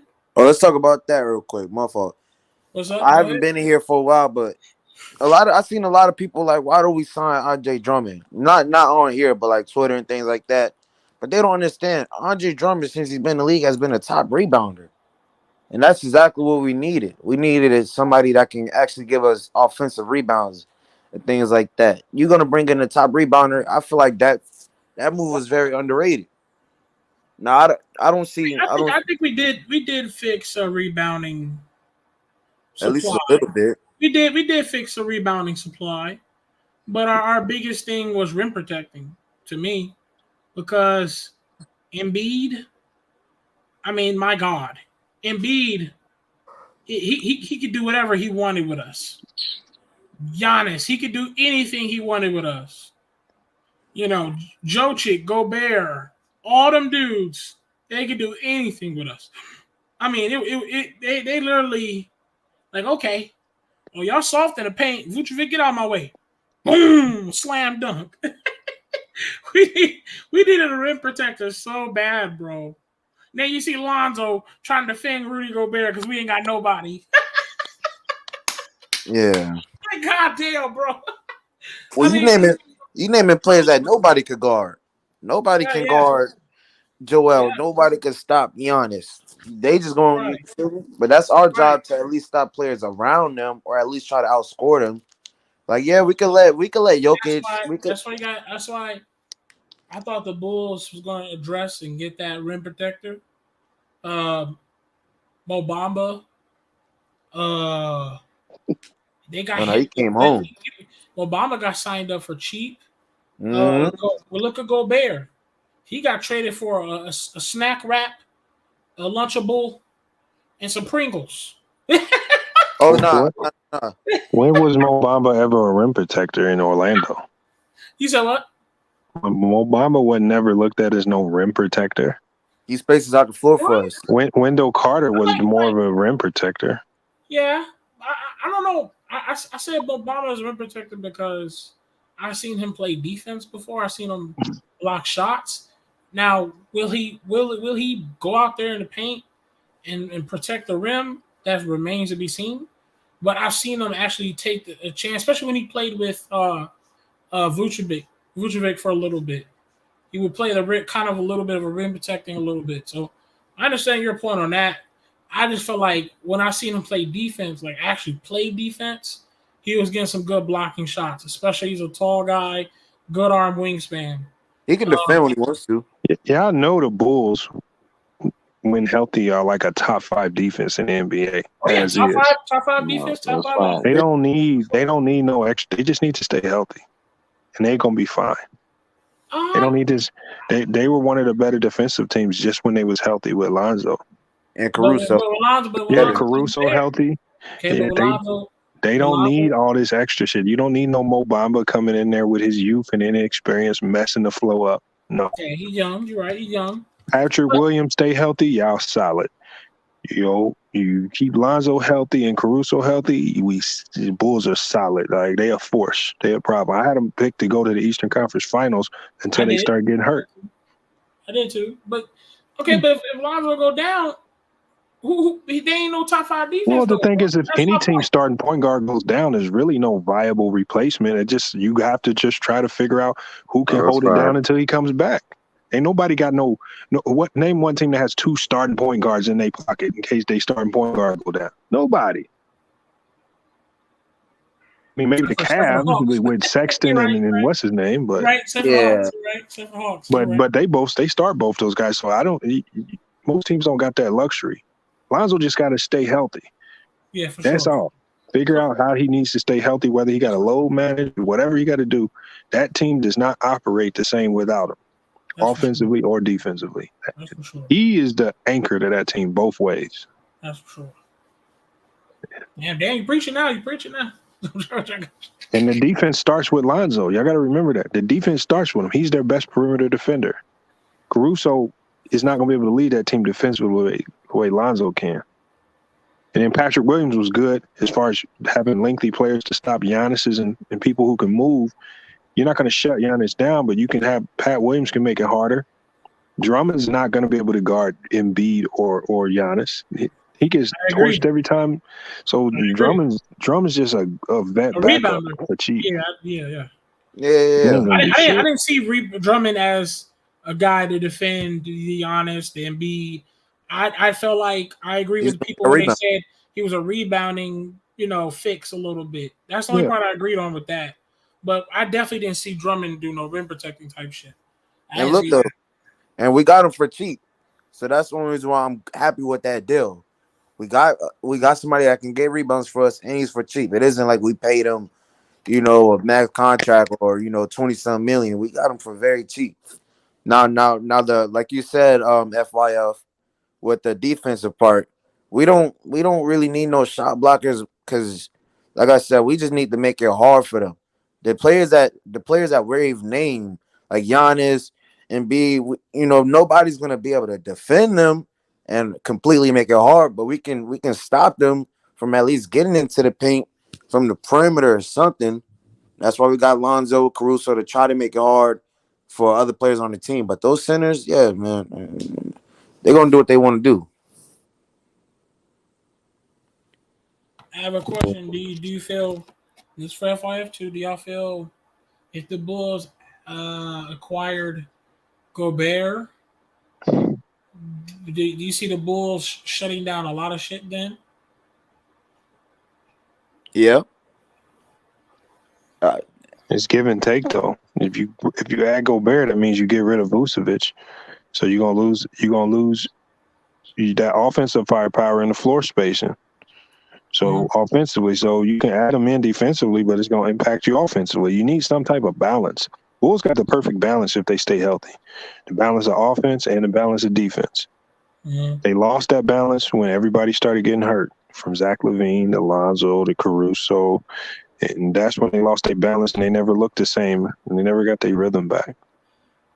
Yeah. They got the best balance in the NBA. You will not find a deeper roster in the NBA My word. if they're healthy. True. I will really want people to find me a deeper team in the NBA. The Warriors. I said, No, the Warriors are not as deep as the Bulls. No, they're not. Especially now that they lost Porter and they lost Gary Payton II. They did. So now with that, the Bulls didn't lose nothing. The Bulls got tons of guards. We got too much guard. They're one of the few teams in the league with 2 non-pattern players. You saw what 2 non-pattern players did for the Celtics. Got them to the finals. Jaylen Brown and Jason Tatum. Bulls got Zach and DeMar. No other team has that luxury. Maybe the Warriors. You got a defensive-minded point guard, a pass-first point guard. Name another player in the league that has a point guard that's borderline all-star, that's defensive and pass-first. You won't find that. Right. You got floor spacers. You got a young defender in Patrick Williams, who he came out and said he wants to defend. Right. Like, you got Ayo, who's came on and surprised everybody. You got Caruso, who's a lightning stick off the bench. I mean, they got everything. Bulls are fine. Them motherfuckers better be doing hot yoga or something to stay healthy. And that's all they need to be figuring out. How the hell we stay healthy? Them niggas need to start doing yoga, water acrobatics. Hey, how do y'all feel about Marco, the center for the Bulls? Nah, Marco Simonovic. He got to put some weight on him, bro. He said who? He did. Marco You talking Simonovic. about Marco Simonovic, that skinny. He put on weight. 6'11" white boy. You must have not white boy. pictures of him. You must have Yeah. seen pictures of him. He added weight, and he actually was hooping for the summer league. I don't know. I didn't see enough of him to say anything about him. His only thing is, in the regular NBA, he kind of looks lost, but they don't actually give him a chance to play throughout the games. So we can't really tell how he's going to be in the actual NBA. But when they put him in, bench minutes and trash time, like with 30 seconds left in the game, he did look kind of lost, lost in the sauce. But I feel like, bro, they should give him a chance. He can score. He can shoot. At least let him play at the beginning of the season. Yeah, or in the preseason. I heard about him when he got him. He's kind of he's short. Well, he's not short. 6'11". He's not short. But he's better than Vooch. No, that's not short. Mentor. No, that's not short. But I don't know. He reminds me of a softie. I mean, he smile when he plays. I get it. I understand. He just happened to be on the court. He finally got some playing time. Right. Listen, I know y'all hooped before. I mean, you ever seen a guy that just smiles when he plays? That's what you remind me of. Just a guy who smiles when he plays. Like, bro. Like, I'm sorry. He kind of soft for me, man. I mean, maybe he can get better in the G League or something, or whatever they want to do with him, and then see what he can do in the NBA. But at the same time, we'll see. Like you said, he is tall. He's young. I mean, you got to put a little weight on him, bro. I mean, you're a power forward / center at 110 pounds. Nah, Rave. You wrong about that. He added on weight. He added on a lot of muscle. I'm just joking. He's a little skinny. What y'all think about Charlotte about to re-sign Kemba? I don't have no opinion. Yeah. Please don't tell me that's true. No. Yeah. It's either him or Isaiah Thomas. Please don't tell me that's true. It's either him or Isaiah Thomas. 2 players that's, I'd rather they get Isaiah. Isaiah was still at least Isaiah is healthy, and Isaiah gonna play with his heart out because Isaiah every day wants to prove that he can get out there again, which I think he can. I'd rather take Isaiah. Kemba Walker, I don't know what happened, but he can't stay healthy for shit. Not only he can't stay healthy for shit, even if he was healthy, I mean he ain't the same Kemba Walker anymore. So You know that's Steve Clifford's guy though. That was Steve Clifford's point guard for like 7 years. I agree. That's true. I agree. He gonna roll with his man. He gonna always roll with his man. I heard they looking at Quinn Cook too. Quinn Cook. I haven't heard about him. Quinn Cook is fine. I'll tell you, I don't know about Kemba. You have a point there, FYF. That is his guy. Kemba's been on the Charlotte Hornets. Remember, Kemba was that guy on Charlotte, so that's true. But I mean, if I have that option, I'm taking Isaiah or whatever they instead of Kemba. I mean, I salute to Kemba. At one point, I mean, he was that guy. He was a bucket getter. He was definitely worth a max contract at the time. But for now, nah, I'm not even wasting my time with that anymore. It's just a backup spot. You ain't gotta have him be Superman. He just gotta give you some role minutes. Man, not even back. But where Isaiah, I know what I'm gonna get out of Isaiah. That backup spot, I know Isaiah gonna play with some of his little leadership, veteranship that he has, his mindset. I mean, he has too much. Like the way Isaiah plays is like, hey, look, y'all trying to act like I can't be in the NBA anymore. So that guy has that shit on his shoulder, Yeah. But before they shut Kemba down last year, Kemba was balling. They shut him down. Yeah, with the Knicks. Yeah, he was balling though. Like they just shut him down. Like I don't know what happened though. Flight probably knows he's a Knicks fan. I just remember seeing him on the bench. Kemba had a stretch there where he was light. Remember that stretch Knicks? Kemba went on last year when he was tearing people up, and then they shut him down. Yeah, I remember that. Something happened though. It wasn't an injury though. They just shut him down. Yeah, something happened, bro. I don't know what, but something definitely happened. And I think when everybody got healthy, I think he didn't want to give up that role and go back to the bench. That's not enough. That's messed up to shut him down. What's good, Marvin? Hey, what's up, Marvin? Oh, he not here yet? He's here, but it's shit on mute. He'll be in a second. Hey, Fly. What's going on, guys? What's good? What's going on? Man. Just sitting back. You gotta read that. You gotta redo your video, man. You gotta get the correct stat line for Jello's game yesterday, man. Oh no, well it was 2 stat lines, man. It was 2. Listen, the Drew League got to do a better job of getting things situated.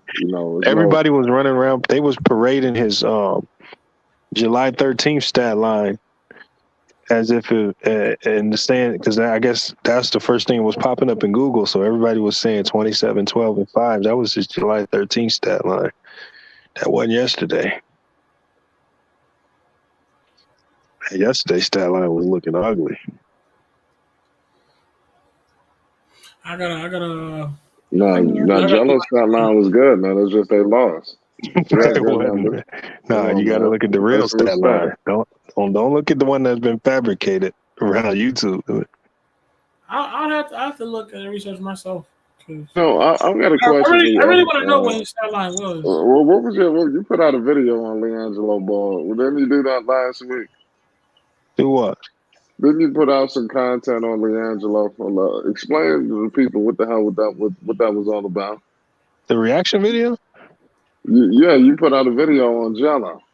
Yeah, I did a reaction video to Matt B. Grape's video. Oh, okay.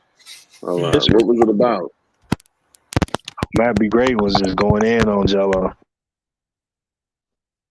He was a lot of people. Somebody sent it to me. Said this dude was hating on him. I said, let me listen to it then. So I reacted to it. Okay, I got you. I didn't think his video was hate. The dude was kind of over the top, but it wasn't hate though.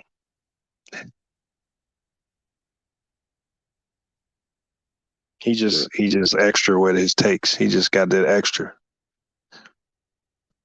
Yeah, I got you, man. He good. So he likes Jello? Hell no. Oh, Not as a damn. player. As a person, yeah, but as a player, hell no. And that's so. What Hold on, what'd you say? would you think of Liangelo Ball's game yesterday? Well, I rewatched it. Oh man. I mean, this is what I think. And this the one thing I saw too much of, and I don't know if a lot of people picked up on it, is as a guard, the number one thing I don't want to see is as soon as you put the ball on the ground, you turn your back to the defender and you trying to back him down regardless of where you are on the floor. And I question if he's confident in his handle. So every time he gets the ball, he's not. I don't think he's confident enough to face up and hit somebody with a move and get by him and attack gaps and play make. Because he turned the ball over maybe 4 times that I saw trying to back guys down, and guys were sticking their hand in, popping it loose. And it's just like when you have to turn your back and you trying to play make with your back to the court, it's just extremely hard. And your game starts to get predictable. I want to see him be more confident with the ball, face people up, triple threat. If you've been working with Bone Collector, show us the crosses, show us the moves, show us the dribble combinations that you use to get to your spot. There was a couple times late game where the other team start pressing him. Jello was nowhere to be found. He took off down court. The center's trying to bring the ball up the court and stuff. And I'm like, where'd Jello at? Why ain't he bringing his ball up? The other team pressing. Just like things like that, man. It's just, to me, it's just, I don't know. I mean, he had good numbers. No, he didn't. I mean, those are some good. How can you say that? Because the numbers that's y'all parading around is not accurate. I mean, I can do a reaction to the whole game and put up a scoreboard, and if that's what it takes, but it's not accurate. Player of the game was what's his name for the other team? He dropped 32 and 7. Little homie, little dude. I think he went to a D2 school. Oh, down. You got to tell me the player you're talking about. But you tripping on Liangelo, though, man. I'm not tripping on him. Marvin, did you see the game? No, I didn't get a chance to watch it. Well, I got my mic on because I'm on the computer, but no, I didn't get a chance to watch it. I hadn't even seen his highlight. All right, go. Let me know when you're ready to get to jump in on this conversation. Yeah, I'll be in there in just a second. Hang on a minute. Yeah, you good. Yeah, you got to double check. You got to double check on what's going on with Liangelo, man, because you're totally wrong, man. I mean, it's not me though. This is just my assessment of the game. Like, I wish it was otherwise. I wish I could be like, yeah, he looked like the NBA caliber player on the floor. Like, it just wasn't the case. I mean, I'm looking for the goods. I'm looking for the positives. I'm just not seeing them. And this is lower level talent. This is not NBA talent we talking about. No, I thought that he separated himself, yesterday, man. He played very well despite the win and loss. Let's be real, man. Nobody cares about win and loss in the Drew League, man. I didn't say nothing about winning or losing. I was talking about strictly play. Yeah, he played well. I mean, I guess, I'm not gonna knock you if you want us to go there. I know you gonna side with the homie, but I just didn't see that. Has Liangelo ever played good in your opinion? Yeah, I think he played good in Game 1 of Summer League a year ago. That's the one game that vividly stands out in my mind. The action off the ball, the movement without the ball. He looked a little lighter. He was able to move better defensively. That's when he was at his peak to me. And it looks like now he's gained that way back. He looks slower. He doesn't have the explosion off of first step, which is why he's resorts to trying to back smaller guards down. He can't blow by people.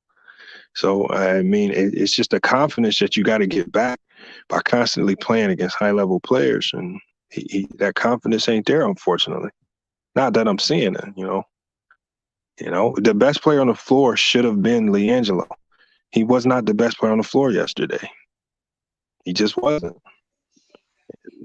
Man, That should never happen. You should never let a guy that played at an NAIA school be the best player on the floor. That was your opinion. He was definitely one of the better players. One of the No. I said Liangelo he was the only guy on that floor that's been in the G League. He's been to 2 summer leagues. He's a pro. He's a pro now. So when you step on the floor with average Joes, guys that ain't pros, you should look like a pro. LeBron's team only won by 2 points. I'm not talking about winning and losing. I'm talking about looking like a pro. Does that look like a pro? You're the best player in the world, and your team will only win by 2 points. But you're talking about team. I'm talking about individual moments that clearly define. Individual. LeBron James is a hell of an individual, and his team only won by 2. But you're talking about team winning and losing. I never said Liangelo's team. I'm talking about Liangelo as an individual. I never said nothing about them losing by, even though they got smacked. I didn't say nothing about that. Well, what I say is Liangelo was one of the better players on the floor yesterday. No, but was he the best player on the floor? Listen, I mean, that's up for anybody to judge. Okay, who got player of the game? I wasn't paying attention to that. He was one of the better players on the floor. LeVar has to put him in a situation where he can showcase NBA skill sets. And you can't have your team pressing the entire game, getting burned defensively. I think that team shot like 69% from the field because LeVar has them in a press that these guys are just breaking with ease. These guys, the other team was getting layup after open jumper after layup, and is not showcasing nothing that Liangelo can do defensively if he's been working on that. And offensively, I don't know what his role is. First, you got the Eli guy on point some. You had the big guy, number 7, running point some. Liangelo was trying to run it. And it's just like, are y'all really trying to showcase this man? Or y'all just out here going up and down recklessly like it's a rec game or something? Because it was bad basketball on their part. It was. I don't know what y'all saw, but I didn't see good basketball at all. That quarter court press was getting torched. And then Liangelo ankles getting taken and dropped. Somebody even got him dropped on the ground halfway. Oh, what was this yesterday? Yeah. No, why you don't talk about what Liangelo was doing to the competition? What was he doing? You seem like you're always trying to be an opposite of what's going on now. Well, okay, but then, Flight, you're here to tell me what he was doing to the competition because there was nothing that he was doing. The competition. He did not dominate the competition, Flight. Listen, man, the man had upwards of 20 plus points. No, he had a double time. Like, man, I know you trying, bro, but man, I'm gonna give props when props is due. Now you making me laugh. No, bro, no, you, bro. I'm trying. I was looking, bro. I'm looking. My reaction to the game is actually gonna drop in the morning. I already got it edited. The video is rendering right now. I literally just did a reaction to the whole game. It's gonna be premiere in the morning. Like, so I stopped it in places where I wanted to stop and explain stuff. So I got it broke down already. So I'm not just saying stuff. I'm playing it. I'm gonna replay it. I'm gonna show you why I say this, and that's the only way I can analyze the game, by looking at the footage. Right. Now, if you can play the footage and talk some of the things through that you saw. I don't have the footage. I've seen that Liangelo, he played very well in different situations. You know, that's what he showed me. You know, so you just gotta keep waiting and watching and seeing what we see. You know, but you won't be proven wrong in the end. You know, I didn't say, but I'm not saying he's not nice though. Okay, I'm saying he's good. I'm saying yesterday's outing exposes a lot of the bad in his game, and I think that's partly because of Lavar. Lavar's putting him in a bad situation. See, you're absolutely wrong on that one. How the hell can you say that shit with a straight face, man? I'm saying it, bro. He got him out there looking crazy. No. LaVar Ball got him out there looking good. You know, no, he doesn't, bro. No, he don't. This has been the best decision, Bro, how did the for team? Liangelo Ball. How did they score How did they shoot 69% from the field?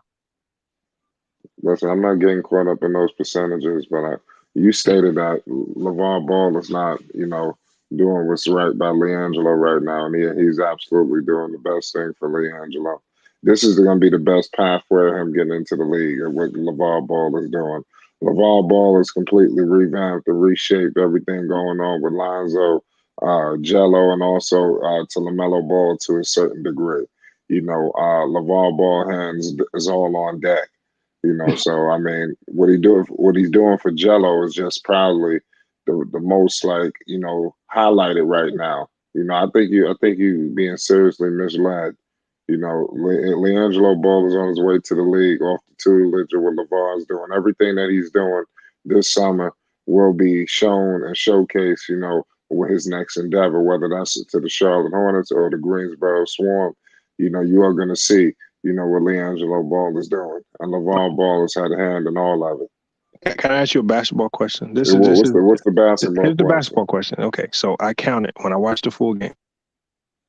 I counted 27 times when Liangelo touched the ball where he turned his back to his defender trying to back him down because he couldn't get around him. I can't why see does he it. do that? Remember, Can you explain why he does that? This earlier, how you add, but you said something. You had a good basketball take, and you added dismissiveness towards the That's end. not dismissal. I'm asking you a question. Remember, in the NBA, Liangelo's a guard. He's going to be on the perimeter. He's not going to be able to back down at his size. He's not going to be able to back down NBA guys from the three-point line. That's the Drew League. He converted on those. I know, but you remember you showcased that he was working with Bone Collector. I don't see Bone Collector backing guards down from the 3-point line. Listen, that's not like he's in the 1970s. 1970s. No, you're trying to be funny. That's just one facet of his game. What Liangelo Ball was showcasing. You're gonna get an opportunity to see the things that he's been working on. You've seen it. Like I said, when he gets the ball, you've seen it in summer league. He got the ball at the top of the three. He take the guy off the dribble. These are all of the things that we discuss, and I don't know what you expected for him to come out here playing like hot sauce, but I'm just saying that that's never what it's going to be the case. All right. Yeah, I mean what you can see is a guy better off the dribble, things of that nature. But I mean, he's not going to come out here playing like hot. It's like he's not better off the dribble, though. Like. That's not. You're wrong on that. He is better off the dribble right now. You're just not seeing it all the way through. But you will get an opportunity to just keep watching.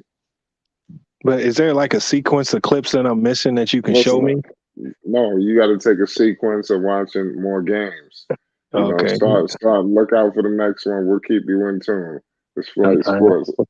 You didn't tell me to watch the. You said look out for the next game, like the last 6 games.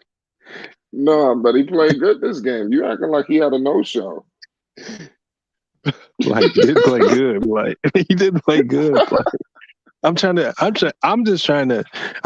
like let you down easy because I ain't trying to go all the way in right now. I know it's a somber moment. No, it's not a somber moment. You can go all the way in, man. I mean, we're gonna match your intensity. I don't like because it's almost like low hanging fruit to go in on Liangelo. I know. I mean, to be honest with you, it's almost like you're picking on Liangelo. That's what I'm saying. I'm not trying to go too hard because Liangelo Ball is striving. He's overcome a lot of obstacles to even get to this point.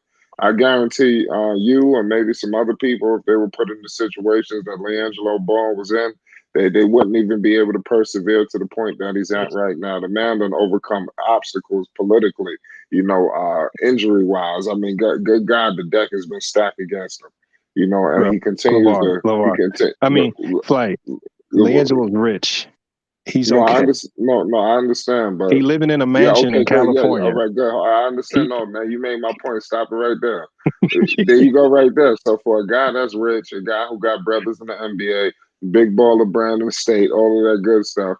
Why the hell didn't he just say, you know what, man, the hell with all this shit? It's hard to feel sorry. It's hard to feel sorry for a kid that was driving Lambos in high school. No, listen, I'm not asking you to feel sorry from FYI. I'm asking you to acknowledge and witness the shit that he's done to get to the point that he's at right No, now. Ain't but nobody flight, telling you to feel sorry for him. but flight. That's not what I'm asking you to do. You said he's went through a lot in life, and he was driving Lambos as soon as he got back from China. See, I never said that. You said that. But you know he was. Oh man, this guy FYI. Man, I'm you just saying, wrong, man. life ain't been too hard for him, man. Listen, things have been very hard, to get to this point that he's at right now. I mean, Yeah, for real, man. Things have been hard, man, for real.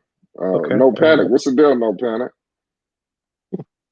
We got a couple of guys introducing him, man.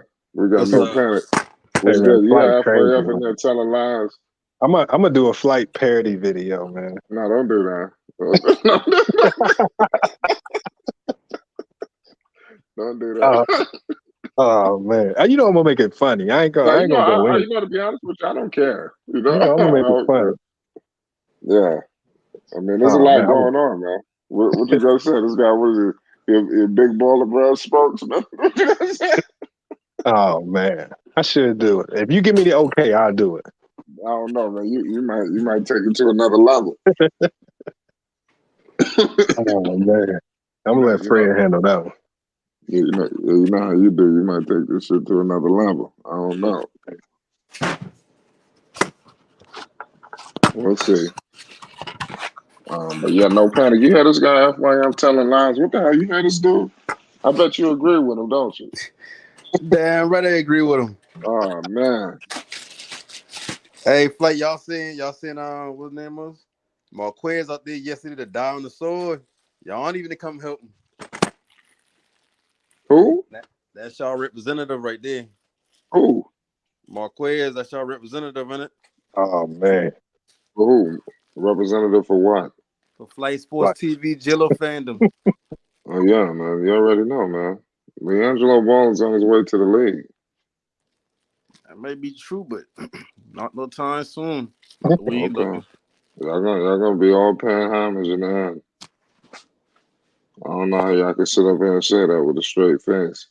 Nah, I don't know how y'all can sit up there with a straight face and not damn see the deficiencies in this game. Like, Not that one. that's Oh, crazy. listen, to be honest with you, every player in the NBA, including LeBron, Kevin Durant, have things they got to work on. LeBron James has deficiencies in his Y'all game. love to compare. Flight, how many of those players? Kevin Durant has deficiencies in his game. Flight, how many of those players got to look at the ball when they dribble? Listen, to be honest with you, Liangelo Ball is not a point guard, So, and to be honest with you, I don't understand what you're talking about. He's not looking at the ball when he's dribbling. Flight, And to I be got honest it with on you, video. I understand that every basketball player does that to a certain degree. No, They Flight. take a glance. It depends on what level you're talking about. You telling me the man is sitting there staring at the floor? Come on, man. Yes, Flight. You got to show me the footage. I know the video's gonna drop. I know it's unfortunate reality. This is on video. Listen, just show the footage. You showing like low lights. I mean, No, it's not. but I didn't even on cut that this. video, what I want No, you to this is do to from your Ballless video, Life. Ballless put Life the cut this highlights up, video. though. Ballless Life did the video. I can't do nothing but just watch it. But I need you to put the highlights in there too. If you're willing to put BS in and put the good shit in there too, because it was a lot Ballless of it. Life love Liangelo. They put as many as they could find. All right. It was like 4 or 5. I don't know, man. But he just got caught up in a lot of the bad side of it because the other team was cooking. Like when homie dropped him and took his ankles. No. You don't never want to get caught on that clip when you falling. And buddy hit the jumper on you. I mean, like I said, that happens when you're playing defense, right? How you get dunked on because you was playing defense. Flight, so what position you got Liangelo playing? I got Jello being a basketball player. Definitely he's not a point guard, but he was playing point guard in the Drew League. But he's not going to play point guard, in Greensboro or if he goes to the NBA. So you're saying like the 2 or 3? So somewhere around that. I want you to think of the top So he gonna be guarding 62 KD. guards. Yeah, like think of the top 62 guards and the top 60. So he gonna be guarding Bradley Beal. No, that's not necessarily true. I mean, you got a lot of guards that's out there that's not necessarily defensive heavy. That's out there that's playing. So He gonna guard Zach Joker's LaVine gonna and DeMar find. DeRozan. Yeah, I think he can. I'm not saying he's gonna lock these people down, but in a team system, he could definitely be a contributor defensively. DeMar easily pull up over Liangelo. LaVine easily go by. You could say that for anybody. We talking about Liangelo. I understand, but these guys could score. They're all world scorers, man. This dude DeMar was in an MVP conversation. This dude could score over anybody. So why y'all like to compare Liangelo to LeBron whenever we talk about? I never compared him to LeBron. I just was telling him. I'm comparing. No, it was a Drew League comparison. We just trying to talk about. I was just discussing a few things involving the Drew League. LeBron did play in the Drew League. So I mean, it is what it is, man. Liangelo Ball is on his way to the league. I just gotta wait and see. It'll be sooner than later. That's all I can tell you. If you had to give him a 2K rating right now, it's like, what would you give? I mean, I can't really do that. I don't really like to play video game shit with discussing real shit. So it's a tough call. Do you even play 2K? Yeah, I play. Okay. You gonna give him them brown pants? Nah, I don't play Park really. I don't even play 2K like that, so you probably would beat me. Nah, I don't play like that no more. I ain't played that. I've been on other games. Well, like what? I've been playing Division 2, a little bit of Call of Duty. I just been moving on to different games. The 2K just kind of got played out to me a little bit. Yeah. I'm waiting on that Madden. I'm gonna get Madden. I really suck at Madden, but I'm gonna get it. FIFA, I mess with the FIFA though. I don't play FIFA. What you got? Brown Xbox? Shirt. We're gonna give Liangelo that brown shirt. You on Xbox or PlayStation? Yeah, I'm on PS5. Oh yeah, I'm on PS5 too. Oh, we gotta get your tag. What's your top? That's What's not your top? problem with me. Hold on, what's your tag? Is your tag Flight Sports TV? Nah, it's Skarma 90210. I'll put it in the chat. Put it in a private chat. I'm gonna add you as soon as I get off there. I got more games on Xbox though. I definitely need to get some more people on PlayStation. I know Hoop Jargon is on there. You got Mortal Kombat? Yeah. Oh man, I would bust your ass. You nice? Nah, I can get my skills back up in it. I was nice. No, yeah, you ain't fucking with me. I can beat you with one hand. A blindfold, we'll put that shit online. Let's see. I choreographed the fight. That's how nice I am. Somebody said 2K18 to me. He said 2K18. What about 2K18? Now somebody put that in the chat. Oh. Yeah, I got what else I got? Yeah, I got a lot of games on PlayStation that I'm stuck on. We got to get to the topic again, Marvin. Like I got what the hell I got? I bought these games $70 too. I got the digital edition PS5. So I got the I got the disc. I got the disc one. Yeah. What the hell I got on? Should have got the digital one. I'm trying to figure out now the digital one is awesome because you got to pay full price for these games. I forgot the name. I download my games anyway. Didn't they? And they came up with a new PlayStation Plus or some shit. I think I ain't even looked at it. That's just like access to all the old games. That's all. Okay. I got that damn Horizon, and I'm fucking stuck. And that shit was $70, and I didn't get it. Playing Days Gone. I'm stuck on that game. Those I zombies been fucking my ass up. Free. Well, it's not. We paid it $10 a month. Hey, 2K18 is that one with Kyrie on it, isn't it? I forgot. Yeah, I think I had all the. I really passed on this 2K. Yeah, I ain't playing with a low minute. I remember playing them on 2K18. I got the game, but I haven't been playing, so I really suck. It's too spammy. Like you got these Yeah. kids that'll figure out one spam move that can't be stopped no matter what you do, and they're just spamming. It's just like I Especially, can't compete with kids that are playing every single day, all 23 day. hours a day. Yeah, they know all the tricks. But Oh my God. yeah, Crazy. Marvin was good. Hey, Marvin, I'm going back to the chat, isn't it? Marvin. Yeah, he want to know the topic. Yeah, He had no, a I had it topic. on mute. 'Cause I'm on the phone. I had to have my mic on mute. Are you good now? Or are you still on the phone? Yeah, I'm on the phone. I was off a minute, but All right. just got a call. I'll be right back. All right. What happened to that Marquez guy? Is he all right? I know yesterday he took a little, Well, he got he'll lumped be up a little bit. He'll be back. Hey, that shit is funny. He keep putting himself in the same part over and over. Marquez is crazy. What do you think about this Jaylen Brown situation? That's something I'm about to ask you about. What do you think about him? I don't know. She might have fractured the team. Did you think? Yeah, I ain't gonna lie. Would you say FYF no? I'm gonna be happy if somebody talk about I'm the main piece in the trade for KD. I know I'm nice. Yeah, like damn. And it wouldn't be a bad trade if for Brooklyn at least, because I mean I know they want them to throw Marcus Smart in there, but I mean even if they get Jaylen Brown and they still got Ben Simmons and they manage to keep if Joe Harris come back shooting good and they get to keep Seth Curry and get some picks with it, I mean they could be pretty decent. Yeah, he can't ask for no more than that. Yeah, I mean Marcus Smart. I mean, I know, man. I mean, and Kyrie saying he won't play the season without KD with the Nets. So I mean, shit. Yeah, that's crazy. How you said that. I don't think KD really won't go, man. I think KD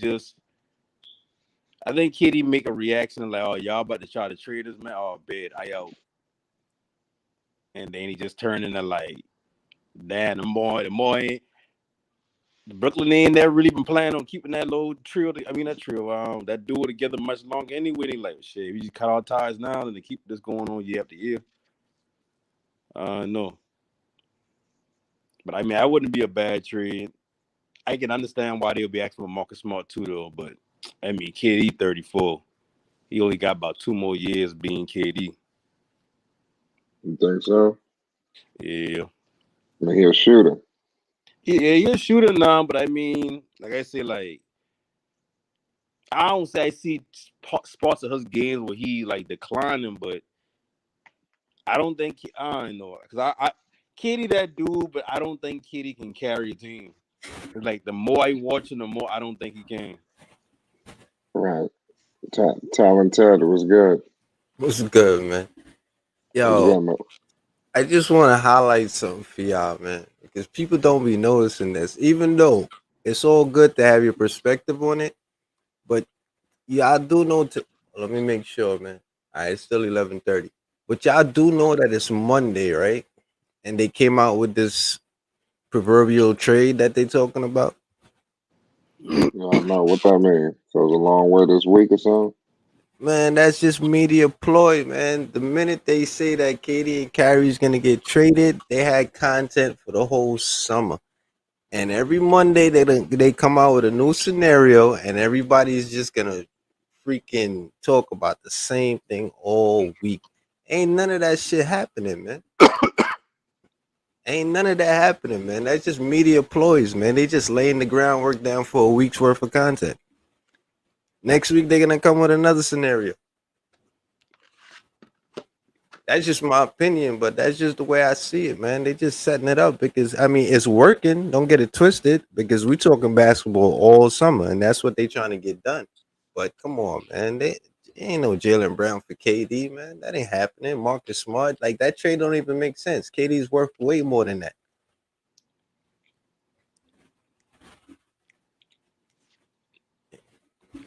Could I get a comeback on that? Anybody feel different? I agree with you. He is worth more, but you ain't gonna get equal compensation for Kevin Durant. Nah, KD's not going anywhere, man.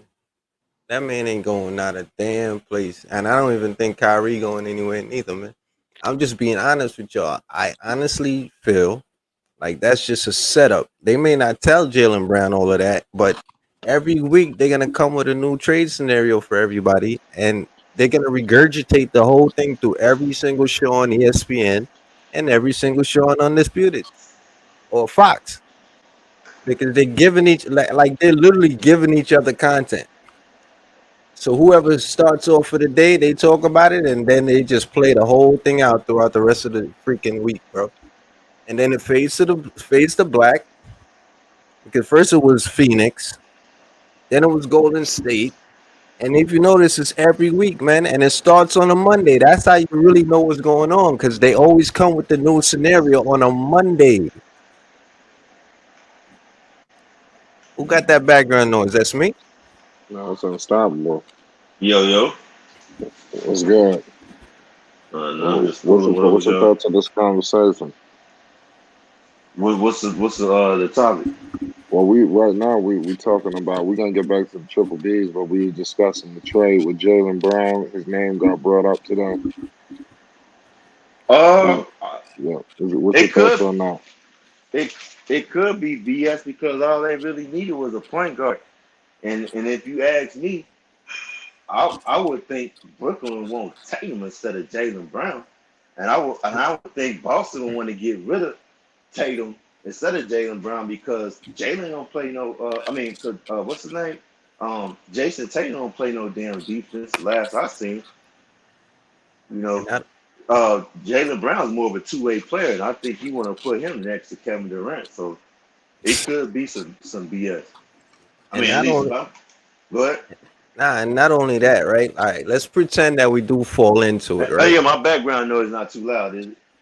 It was a little bit. I can't really hear it.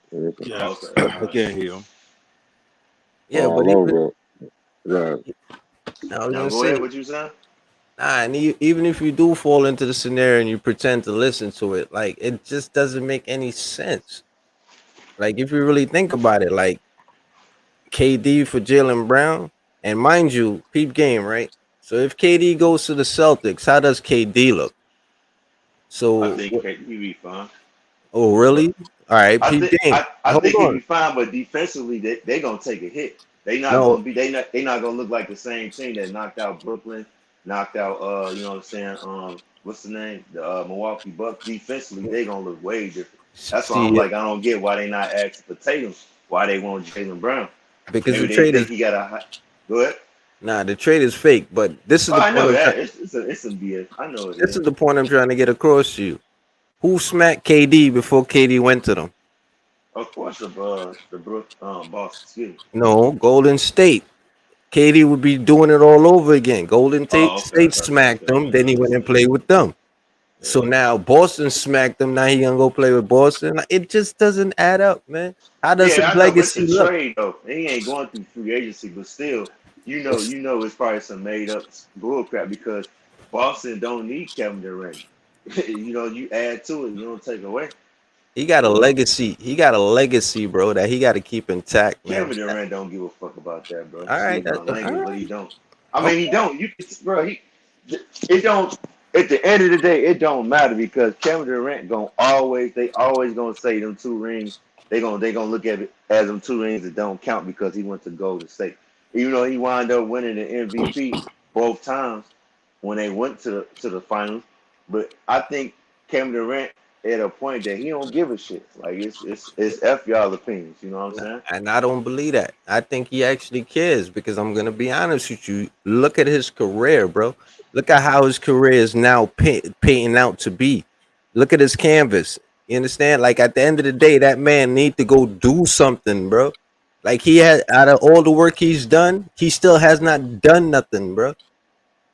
As a top player in the league, what has he done?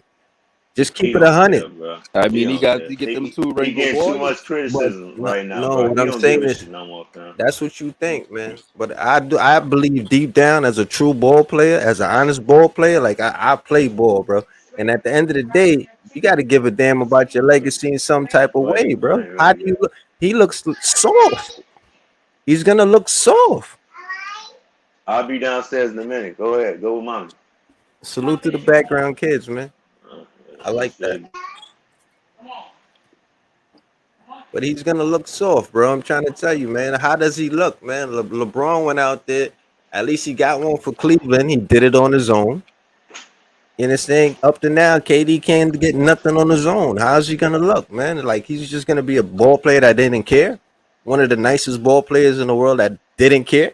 That's what you're trying to say. He's gonna sum his career up to be. what I'm saying is, he don't care the criticism. So if he go, let's say he get traded to Boston, he don't give a what y'all think because that's out of his hands. It's a trade.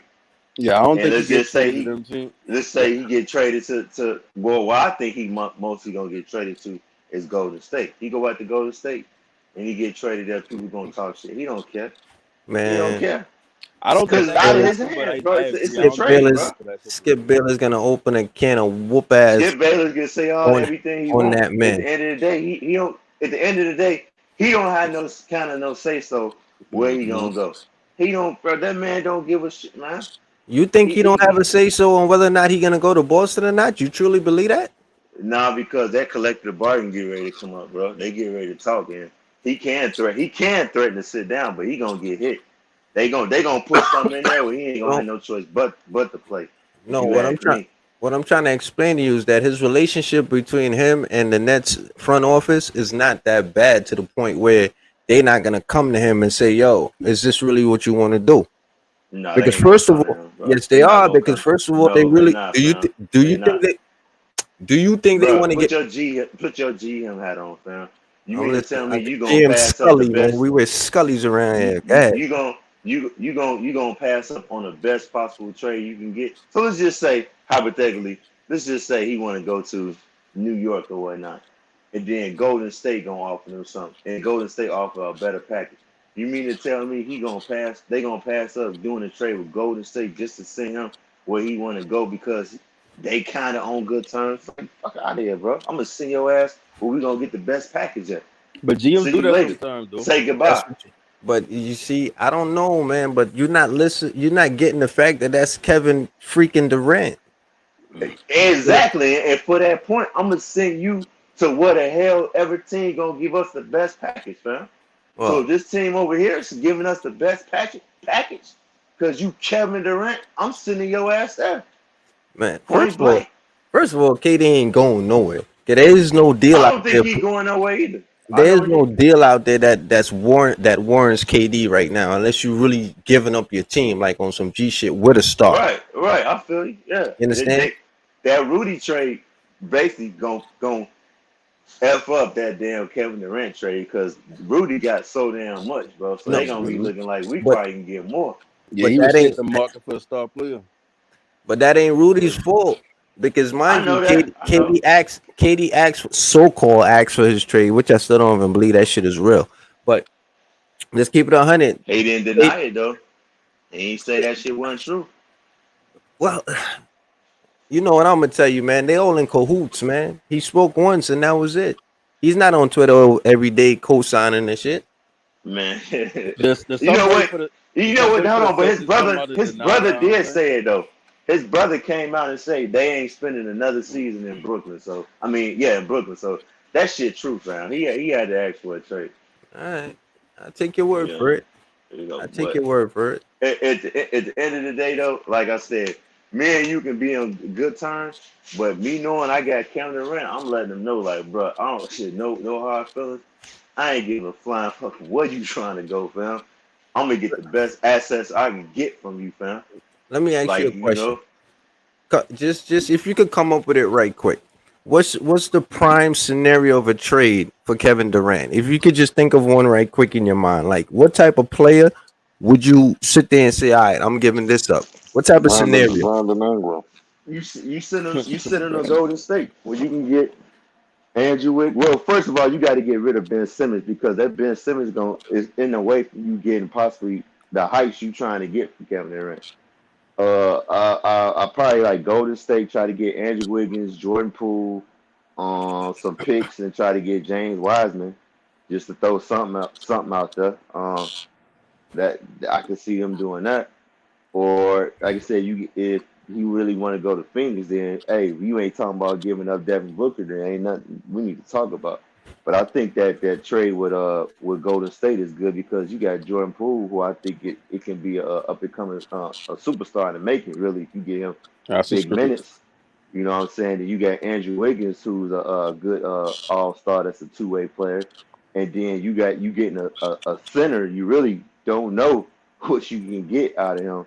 But if healthy, he maybe can become a two-way all-star player. So you can try with that. But You want to hear my example of a good trade for Kevin Durant? and some picks. They got to give up them picks. You see all of What's that? that? You see that all of that you throwing in the bag? I look at it like this: if you ain't getting the Kevin Durant back, you ain't trading Kevin Durant. I would because I It's know as he's not crazy gonna as it stay there, sounds. fam. He's guaranteed to leave. You know that he wants out. I don't think they can say anything to convince him to stay. And even if he does stay, he's gonna stay. I'm not taking his word for it because things can change 3 years down the road. Kyrie Irving, he's out of there. You know what I'm saying? Steph Curry probably gonna be out of there more than likely. The only player that's guaranteed that's gonna lead as part of your core is guaranteed to be stuck there is Ben Simmons. And then it's still a question mark on him. Even if he want to stay there now, he know this team about to get blown up. Let me You ask know, you a so question: Do you think Kevin Durant wants to win another championship? yeah. I don't All think right, he want to win it with all Brooklyn right. though. No, no, let me. But okay, that's all good. But let me ask you a question: what's the best scenario out there right now that would give Kevin Durant a championship Going if he back to wants to? Golden State, if you talking about getting traded, that's a guaranteed chip. If you ask me, Bro, exactly where he is right now is his best chance of getting a championship. I know. I think that's true too, but I think it's too much friction going on that some things gonna stand in the way. And honestly, I kind of think what was going on with them, like he probably only want to win a chip for that organization, fam. For And for the so what what is really going on with them? what's going on is things that for one, I think from what we hear, you Hmm. know, because we not there, bro. We really don't. This could be bullshit for all we know, but from what they saying is basically how they doing Kyrie. And I said this before. I understand that. Oh, you already know Kyrie does this, does that, but before Kyrie got there, you already knew what kind of Kyrie he was gonna get. Now, You know he's not gonna be healthy the majority of the season. Actually, he kind of was this season, but he's gonna be dealing with some things off the court. So it's like, well, yo, you already knew what you signed up for. And I okay. told you, hold on, and I told Hmm. you, if you want me, you gonna have to take care of him. So All right. since you don't want to take care of him, I'm out. Okay. I hear everything that you just said. Now, really put everything you just said into a good perspective, right? So, Kyrie is the reason why Katie want to leave. If Katie gets traded, who's he playing with? Is he going to be playing with Kyrie? Nah. Okay. So, you're literally trying to tell me that Katie just wants to leave because of how they're treating Kyrie? There's probably some But stuff if he behind the scene leaves, with him he's too. not going to be playing with Kyrie. Doesn't make any sense. Like, it's like, It does because Yeah, it make it perfect sense to be honest. it I mean, does just go ahead. because if you not if I'm stuck there for 4 years and you getting rid of Kyrie his next year, I'm gonna be playing without him regardless. So get me the fuck out of here. I'm not staying with y'all since you're not meeting my stipulations or whatnot, what it takes for me to stay here. So I'm gone then. They yo, trade me. but peep the scenario though. Kyrie re-signed. They didn't say they want to get rid of Kyrie. It was when Kyrie re-signed, KD said he wanted to leave. Kyrie ain't Supposedly. resign. Yeah, he What you signed. say, no pun? He did re-up for that one Well, more for one more year. Oh, he well, yeah, opt in. 1 year. He opt in, but I Yeah, don't that's know if all this the is it, land. if this is That's right though, but I heard something like they not going to extend him once he's oh, out. They not going to resign him, and that's when he was like, oh, okay, all right but then, trade me then. but don't you see the stupidity in it though? I don't know. I don't know if you don't really see what I'm trying to tell you, bro. I mean, So why don't you if you tell me, man? want Don't to, beat around the bush. no, Just no, no. I got keep you. it a What I'm saying, buck. not all the time, bro. But what I'm trying to tell you is, if his issue is Kyrie, which is kind of, I hate to say it like this, but it's kind of bitch. It's a feminine way to go, because you know what I'm saying. But if you're gonna tell me that it's because of Kyrie, I'm gonna destroy this whole entire team because you guys don't want to extend him, but yet he's there for one more year. You understand? Why don't you play out that year with him if that's who you want to be with so badly? You looking at it from a micro version of it. Oh my God! You got to understand. No, These are the words that you use that create problems, man. No, listen. Because you trying to call me penile. Okay, I'm not penile. That's the wrong word. Is a micro view, son. Okay, but go ahead, bro. Micro view, micro vision, same thing. Vision view. Just the word micro is the issue. Okay, man, listen, we ain't got time for that. What you ain't looking at is right here. A couple of years ago, COVID hit, right? The league had no mandate at all. Kyrie, they didn't say the players got to get vaccinated or nothing. So Kyrie and the Nets, and if you go back and look at it, they had no problems with Kyrie not getting vaccinated or anybody not getting vaccinated at one point. And then the NBA the cities came up with states came up with mandates saying, okay, if you're gonna come in, you gotta get the shot. If you don't get the shot and you still playing or whatever, you can find the team.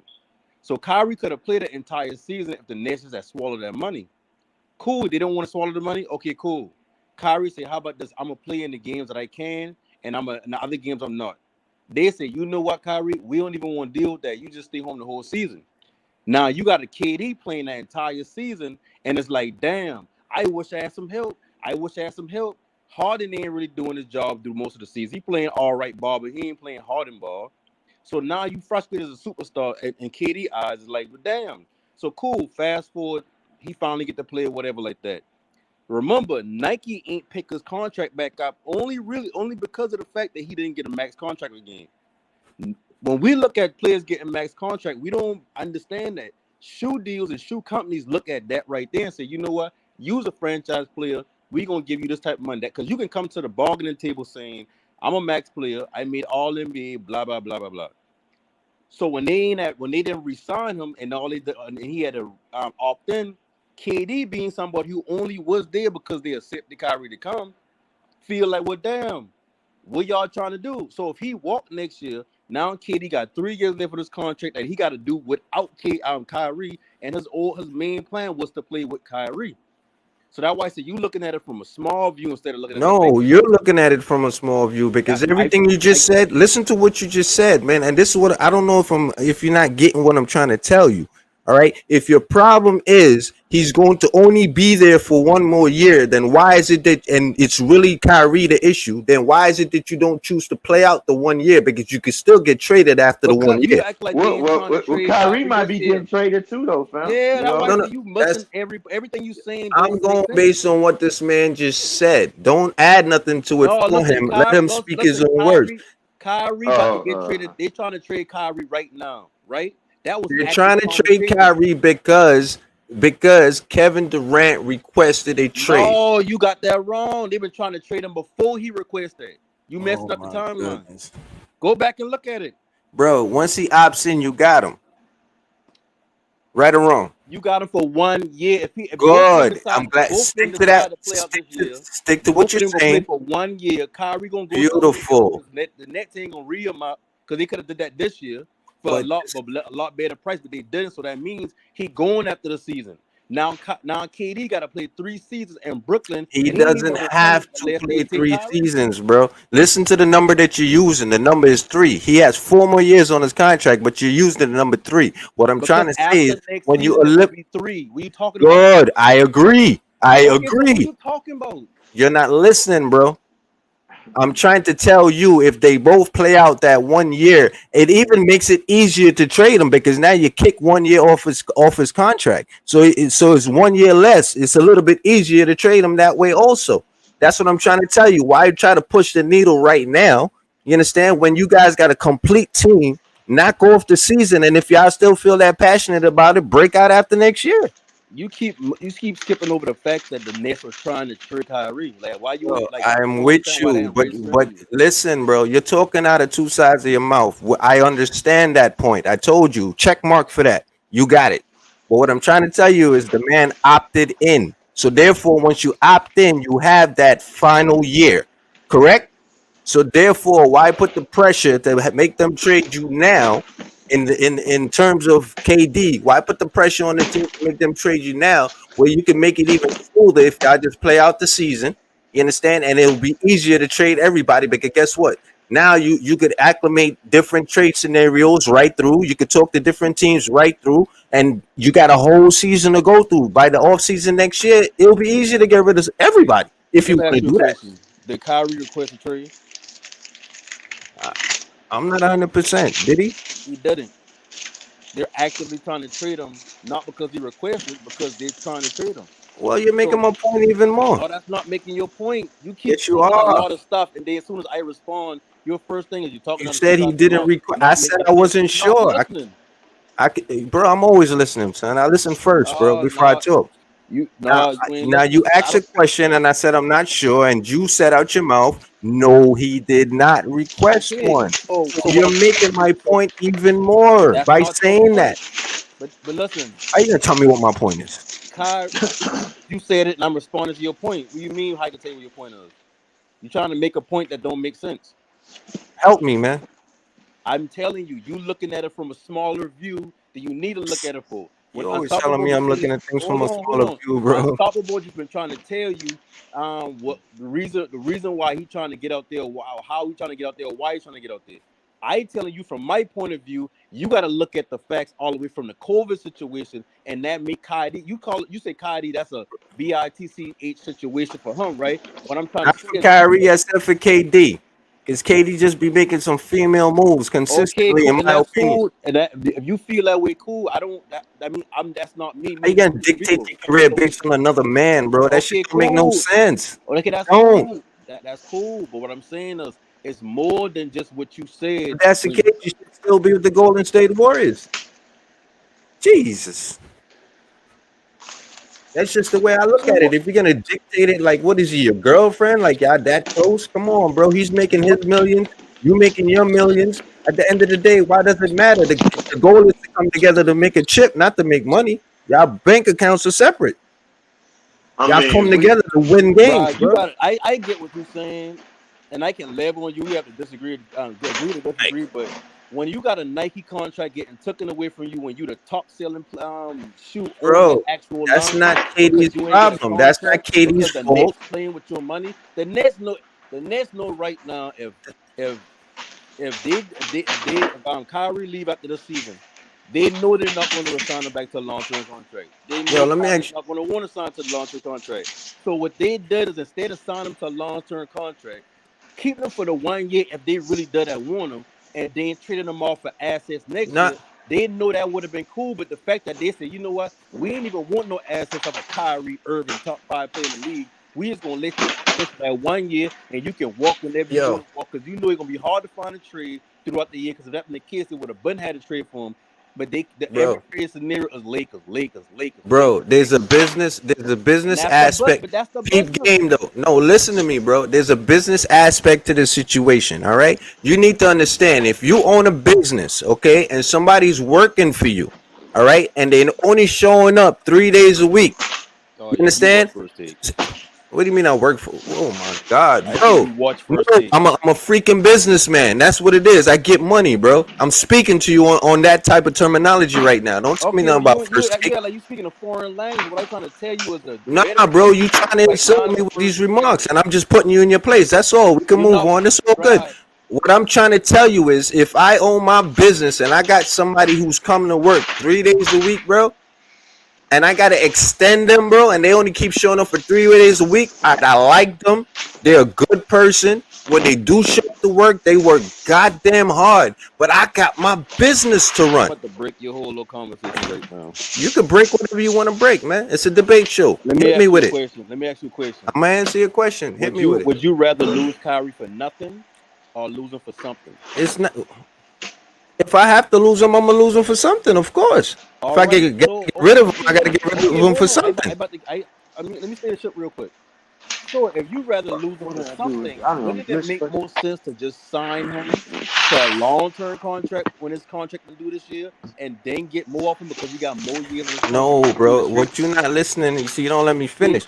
Listen to me good, bro. you What I'm say trying you to talk tell about you is business. It I'm makes sense talking for the about a Knicks history. business-wise to sign him I'm long-term. talking. It No, makes bro. sense Listen. for Kyrie to sign long-term. So why they couldn't be a match? No, what I'm saying to you is you have to look at the consistency of a player and how they move, I bro. So understand the that Nets every may have every made every this. nice guy. Look, I understand Sean that. Marks. Sean Marks has a job to keep also, Hmm. right or wrong. Yeah, so he He, gonna let okay, Kyrie walk good. to zero. At the end of the day, what I'm trying to explain to you is sometimes you have to look at the consistencies of a person. What is it that they consistently do? So sometimes you may have to spoon feed a dude to give him some initiative. You understand? Now, some people get so ignorant that they say, "Oh yeah, you spoon feeding me. Well, then I'm out of here." All right, good. You're allowed to have that feeling, but at the end of the day, Sean Marks ain't wrong for spoon feeding him because he's trying to motivate him to basically show up to work every day.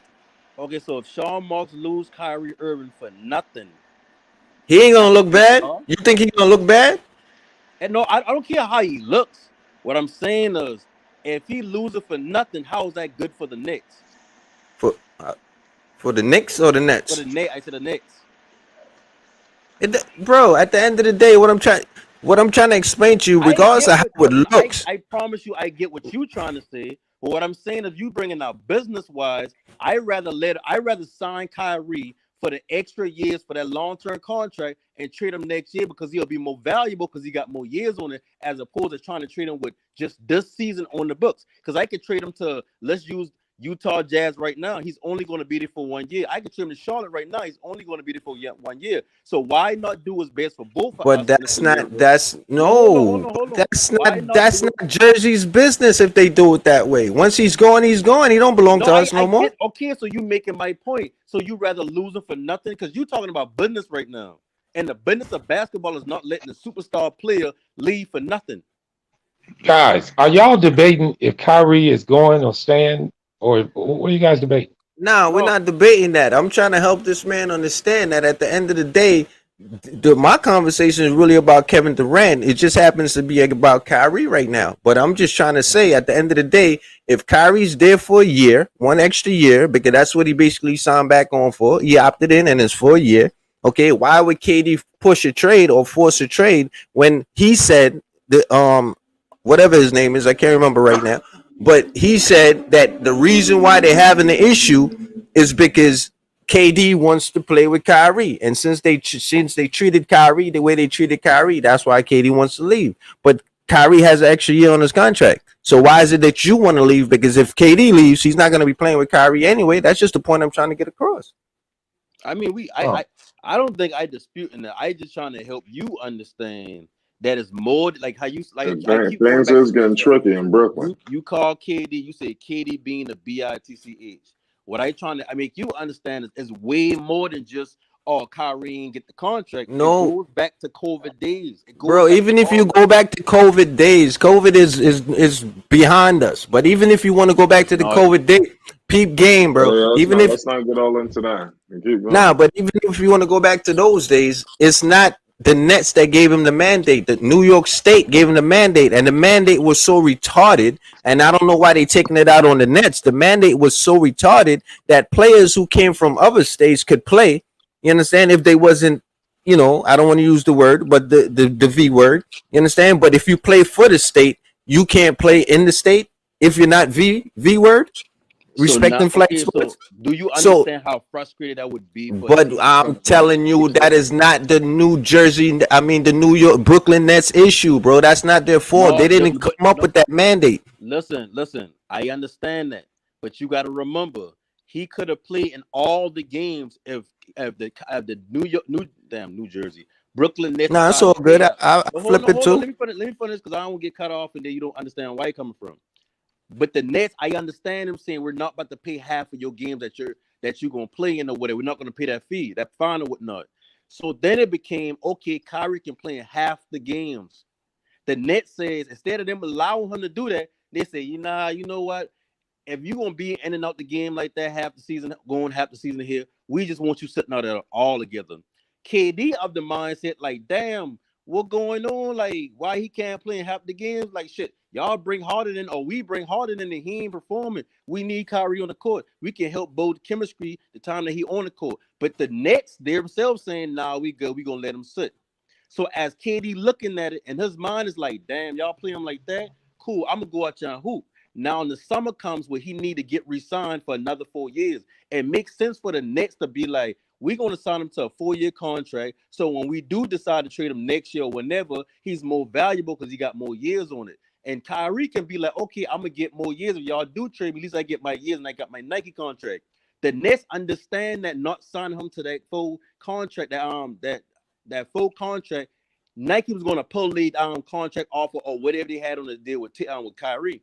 That would there's no player that's going to sign a 1 or 2 year deal for a low bit of money or whatever and still have a Nike deal to where you to talk like Kyrie ain't just like a dude who signed a Nike and he weighed his shoes. Like he got his signature shoes. That's the highest selling shoes for Nike. So when you look at it like that, it's like y'all rather spite y'all nose, spite y'all you know the saying, y'all rather damn shoot y'all something in the foot and say we gonna just let him opt in for 1 year. So now if y'all can't trade him this year, y'all losing him for nothing. KD looking at that like, well, damn, like y'all really got something against some of y'all doing all that. Like they ain't even that make smart business move. Y'all could at least get draft picks and all that off him if y'all signed him to a long-term contract, but y'all didn't. And by y'all not doing it, y'all understand the repercussions of him not getting that Nike deal. That's Can I say something, guys? Can I say something, guys? I'm not trying to cut y'all off, man, but listen, let these guys make let the organizations, because on every panel, man, people talking about Kyrie and Katie. None of us know what the hell they gonna do, man. And it's redundant for two people to be arguing about something that ain't even got nothing to do with it. Ain't nothing. They gonna want they either gonna sign or they not. If they don't, hubble bubble. I mean, I mean, I understand that everybody got their own opinion on it, but that's what it is. Is our opinions on it. Now, the smart moves are one way, and smart moves are the other. No, I Ma, mean, we ain't arguing if they gonna trade him or not. Ted TV's basically trying to say why KD in a rush to leave when his whole thing is I want to play with Kyrie. And I get that. I understand where he's coming from. But what I'm trying to say is it's deeper than just what he's saying. It's not just, oh, I want to play with Kyrie and stand third. It's the multitude of things that happened over the past 2 years. But it ain't about that they were trading. I don't think none of us on this panel think KD even going anywhere. I mean, at least I don't. But that's what you're not I mean, I getting. can understand both sides of the fence here. I mean, I can understand you feeling like Brooklyn organization shouldn't let him walk for nothing. I can understand Brooklyn saying, "Forget it, play your year out and you can walk." Nah, that's not the point I'm making. We're not gonna change it at all, The But I point mean, I I'm trying to understand that. make But if is y'all want to debate it, then go ahead. nah. The point that I'm trying to get across is at the end of the day, what I'm trying to say is why would KD involve himself in Kyrie's finances? They have nothing to do with each other. That's just the point I'm trying to make. Like it doesn't make no sense to me. What Kyrie I make, never KD understood don't why make. he would What ask for a KD trade make, when there was Kyrie something going don't on make. with Kyrie. And that's But why I say I it's mean, I've Really never foolish. take known pay since I cuts heard every it. It ain't time. the So first you gonna time. stay involving yourself These not being guys been involved. asking for trades forever, man. They act like they ain't never satisfied. So that's why I don't even debate them. That's where I'm at with it. I'm just like that, man. Because at the end of the day, if you win a championship, all that shit goes away, don't it? Yeah, also Kyrie Irving next year if you don't get re-signed by the Knicks. If you win a championship, all that shit goes away, don't it? And that's just my point, bro. Go out there, play ball, win a chip, and all that money you talking about comes in. It comes right back in. The same Nike contract you talking about to get tripled, quadrupled, because you won a chip. Get your ass out there and go to work. That's just all I'm trying to say. Everybody, they just seem like they all just trying to run from work. That's how it looks to me. Yeah, we got different views on that. That's I mean, that's just my point, man. They acting like a bunch of females. They're arguing with the organization for what? It don't even make no sense, man. The game so is on what? the So court. you don't think the Nets acting like some females? Nah, I really don't, bro. They did everything they had to do. They brought them in. They gave them their contracts. You understand? One person said they wanted to play with the other because they was getting KD. And they in the luxury tax. They did everything, bro. What else you want the Listen, Nets and to Marvin, do? that's the point I trying to make right there. Not only I y'all the luxury mean, tax, if you go y'all stay wouldn't committed let to a Got rid Kyrie of the team, Irving coach. walk for They nothing. got rid of the coach that they had, bro. They went and got Steve Nash for the. I mean, dude, it's just, that's what I'm trying to tell you, bro. As an owner of a business, after a while, bro, something got to give, bro. What are you trying to run my business to the ground? I understand cutting losses, but that's a hard pill to swallow. You mean to tell him? Like, think about it. If They Rudy get the Gobert, contract off of their books. I know they won't get nothing in return, but and the contract is that's gone the and only he's gone. positive. So But who coming to Brooklyn? Like, who been coming to Brooklyn I beforehand? think Brooklyn hey, is but Like just y'all more see the y'all more see like willing y'all one see right what the thing. now. Ben Simmons got going I on. think they more Yo, willing right now just to get them salaries off of they books. They don't even give yo, a damn no bro, more. you got to keep it 100, bro. Before KD and Kyrie came to Brooklyn, Brooklyn was all right, bro. We was okay. Yeah, them We ball, was okay. Yeah, We they Brooklyn been was wasn't the winning best seven team. because series. Yeah, even though they had those Kevin dudes Durant, came, we still didn't even get a Spencer chip, and we Dinwiddie. just got swept. All right, just keep it 100, bro. We were Facts. okay. We had a squad, son. We was all right, That squad ain't been going nowhere. man. You can say whatever you want. It's No, good. but see why you said the reason why you said that is because would you rather have that squad with D'Angelo, Russell, and Yo, bro, I Dinwiddie was and all that, enjoying and that Jarrett team, bro. That was over an what you get with enjoyable Kyrie and team KD? compared to what these dudes giving us. What did they give us? No. That's cool. That's cool. But why you saying it? Inconsistencies. That's what they're giving us. Inconsistencies. Completely, bro. And For all of that's that, why we I could asked For a have had you. whole lot of money. and we would have That's been why I asked you. consistent, bro. Do you look at the Knicks like they're females too? Because Hey, the I just Knicks think you could have got to at easily least about let Kyrie 80 play games, half the bro, game. or 75 games at least. I mean, yeah, no excuse out there. I'm sorry. And Too much money on the got line. smacked. We just got blown out, swept. See, you Swept arguing by with Boston. I ain't see that come, but swept. Like, that should be ashamed of themselves. For real, for man. real. Thank you, They bro. ain't no. That's what they should be. Yeah, bro. I'm sorry, man. Let Yeah, me man. hush, man. You arguing with somebody that don't make no sense. See, you a fan of the Nets. They player fans, so they ain't gonna get it. You want win. You don't want just we got KD and getting blowed out. That don't make no sense. Thank you, bro. I mean, Listen, the whole I deal mean, on I that didn't get thing, that one. that's a business deal from the organization. We ought to just leave that shit alone, guys. Let them make their own decisions. They don't need to argue about it. That's all I'm saying. I mean, man, they sent homie over to Cleveland. He was doing hella good. They sent another player over to Indiana. He was doing hella good. We had D'Angelo Russell. We was looking all right, bro. We was looking okay. A team that's building, we were looking all right. We put one of those Knicks moves right there for Carmelo type shit. That's what we went and did. And like I said, sometimes teams need to cut it out. Stop trying to go for the gusto with the star player, bro, because that's what you get. You get prima donnas. Technically, that's what they both are, prima donnas. You know what I'm saying? I'd rather lose with a good team than sit there and look at these all-stars out here bitching every minute like little chicks. Man, I just told you, man. You a team.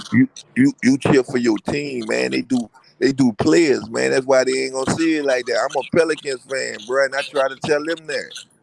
They ain't gonna understand though. Just got to keep it 100, man. Y'all got to look at it sometimes, bro. These dudes, just because they got these high accolades, especially, and the whole thing is, if we had KD by himself, because KD's a good dude, but for some reason, like I told you, is something going on, bro. What type of relationship these guys have, I don't know, but it's real femme. You understand? Because, like I said, they both of their bank accounts are separate. So at the end of the day, KD, either you're gonna play ball or you're not, bro. You sitting there crying, I want to trade. Like, come on, how does that sound, bro? And now your legacy is It's falling, just you and now know. his legacy is falling apart because he looks like he's doing the same thing again, bro. That's what I'm trying to say. He I did it don't with think he gold. care about that legacy type that stuff, bro. Because if we being real, they already saying his legacy is in question because him joining the team he almost beat. So And the crazy thing about that But is they yeah, ain't even beaten Cavaliers in none of those series without KD. yeah, but listen to what you just said, right? That's why his legacy look because he joined the team that open it he up. got beat by. But look, the reason why he left that team, that same team you're talking about, was to go straighten out his legacy. That's why he's in Brooklyn. He was supposed to come here to show that he don't need that team. And look what already happened. That same team already went and won another chip on your ass. And Draymond Green told him we don't need you, but Draymond Green proved his point. You could say legacy don't matter all you want, bro, but the history books is the history books. He cannot care, but at the end of the day, when it comes down to the history book, it's gonna play out how it play out. Everybody else gonna feel how they feel, bro. It is what it is. How I said, when we be using the word like casual fans and all that, when everyone disrespects somebody, basketball knowledge, that's how I view it with the KD legacy thing. Like if you a casual fan, like you would tell your opinion, but you're not taking KD out your top whatever just because. I mean, none of the things that you love. I don't see nobody just saying KD ain't that dude. He get respect from players around the league. He get respect from the people that actually matter. Like if the fans call him a female and all that, that's cool. But I mean, he know what it is. Like we ain't in them circles. You see, you one of them dudes. Anyway, I'm gonna bypass that. But you know why I respect LeBron James? Because LeBron James took every opportunity that was given to him. At the end of the day, you can't front on LeBron. LeBron went hard every single year he was in the league, bro. Even when he went to Miami, you could feel however you want to feel about it, but he maximized his career, bro. He didn't waste no time till he started getting injured, bro. And he's still in the league. And that's the difference between KD and LeBron, bro. LeBron maximizes his time. Maximize it to the upteenth. He What takes you said, bro? Can you repeat that for me, bro? I missed what you said about LeBron versus KD. Now I said the difference between LeBron and KD is that LeBron maximizes every single year that he plays the game. He respects the game. He don't sit there bitching every minute about everything, bro. He may pull a bad move here, pull a bad move there, and technically the only bad move you can say he pulled was the Miami one. Maybe the way he did it, whatever. But when he went there, he maximized his career. At the end of the day, he took advantage of being there. He came back to Cleveland. He took advantage of being there. He went to LA. He's taking advantage of being there. The difference. Dude got pulled, man. That's the big difference between KD and LeBron. LeBron got major pull, bro. Bro, it ain't. Bro. I'm talking about on the court. Whatever he's doing off the court is his business. But I'm not talking about off the court, bro. I'm talking about on the court. I'm talking about getting the players he wants and all that. But he shows up. Yeah, he shows up. Kevin Durant shows up too, man. Man. All right, man. Whatever. How much Kevin Durant averaged? Hold on. How much Kevin Durant averaged that playoff season? You're not understanding the perspective in which I'm saying it, man. You're bringing it back to numbers, man. I'm not really going based on numbers. I'm talking about attitude. I'm talking about leadership. I'm talking about Kevin Durant not no leader, bro. We know that, man. You all right, talking about some shit we already know ain't this true. He not a leader. There you go, bro. Before both of these guys went to separate teams, they both played on their team for like 7 years. Like LeBron played for Cleveland his first 7 years. He come in over there. He went to Miami because he wanted to be Kobe. Okay. Kevin Durant was on OKC for about almost 7 years. Okay. He realized he 7 years. Russell Westbrook. So he come in with Russell Westbrook. So that's why he ended up leaving so he could go somewhere else where he could win. Which I know that's understandable now. I get what you're saying, bro. I ain't gonna deny that point, but I'm just saying, man. At the end of the day, when you got to take advantage of. You're one of the greatest players in the freaking world, bro. Like you're top 10, bro. KD's a top 10 player. I don't. That's my opinion, but I think KD's a top 10 player. Kevin Durant up there for sure. Oh, I said legacy untouched. You can't really say nothing if you talk. Nah, bro, you talking crap. How you gonna say his legacy just because you're a top 10 player? Legacy can't be touched. You better go look up the definition of legacy. Do you ever see? Would you ever see a day where KD can be? I'm telling you, Kevin Durant don't give no fuck about that, bro. Yeah, I don't think KD give a fuck either. To be real with you, I don't think he that type of person. I think I want to go back. I think at one point he did care. But he getting killed so much for everything that he do. Like fuck it. He got killed for going to the Golden State, and then when he left Golden State, he got killed for leaving. So it's like you know what he like fuck. You know what I'm saying? F y'all. He don't give a shit no more. That's why I think, man. I truly believe part of me that he gonna go to Golden State. He gonna catch a lot of flack for it, but he's like, shit, I don't care. It don't matter. No matter where I go, even though this trade is out of my hands, no matter where I go, y'all still gonna kill me for it. Mm-hmm. So you know what? I think he just accepting that he the villain now. And he's like, yo, Right. kill me, but guess what? At the end of the day, I'm gonna have all these rings. You know? I hear you, man. With that. I hear Think you. about it. There's nothing KD can do that's going to put KD number one overall in the GOAT conversation. But just remember what solves everything. There's only one thing that solves everything, and just remember that it's winning, all right? No, we know that. It doesn't matter how a person. Go ahead. No, you got it. You were saying something. You got it. No, I'm just saying winning solves everything. So all the problems that they have, if they just go out there and maximize themselves and take advantage, because the Nets actually put a great team behind. Like, look at the team. Like, the team is nice, bro. I was shocked when they got swept. That's my whole entire thing, bro. So I was as a shocked, ball like, player, how do you guys not look at this and say, all right, let's go get one? That's all I'm trying to say. You're supposed to be able to put the Nets to the side. You're supposed to be able to put the past to the side, the issues to the side, and say, yo, F it, bro. Let's just go get one. I think the damage is too deep, bro. Then it's too passionate. Then they're just too You see, you're making my point. That's the fem. That's the fem. I feel you about that. Like you said, I love the game and the film and all that. But it's like, bro, let's be real. These teams not loyal to the players, and these players are not loyal to the team no more.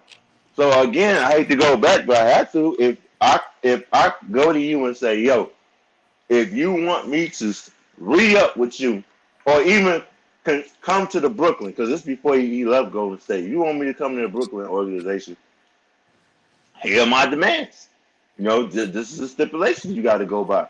Okay. You're gonna have to make sure we retire together if that's the plan. Man, you better stop it with that, bro. It's true though, fam. You're speaking of fam, but I want to go back to something that you said again, bro. If you heard what I said, you may feel it's that way. But if these players nowadays, can you agree, they want to play on the same team with each other, right? Man, I hear you.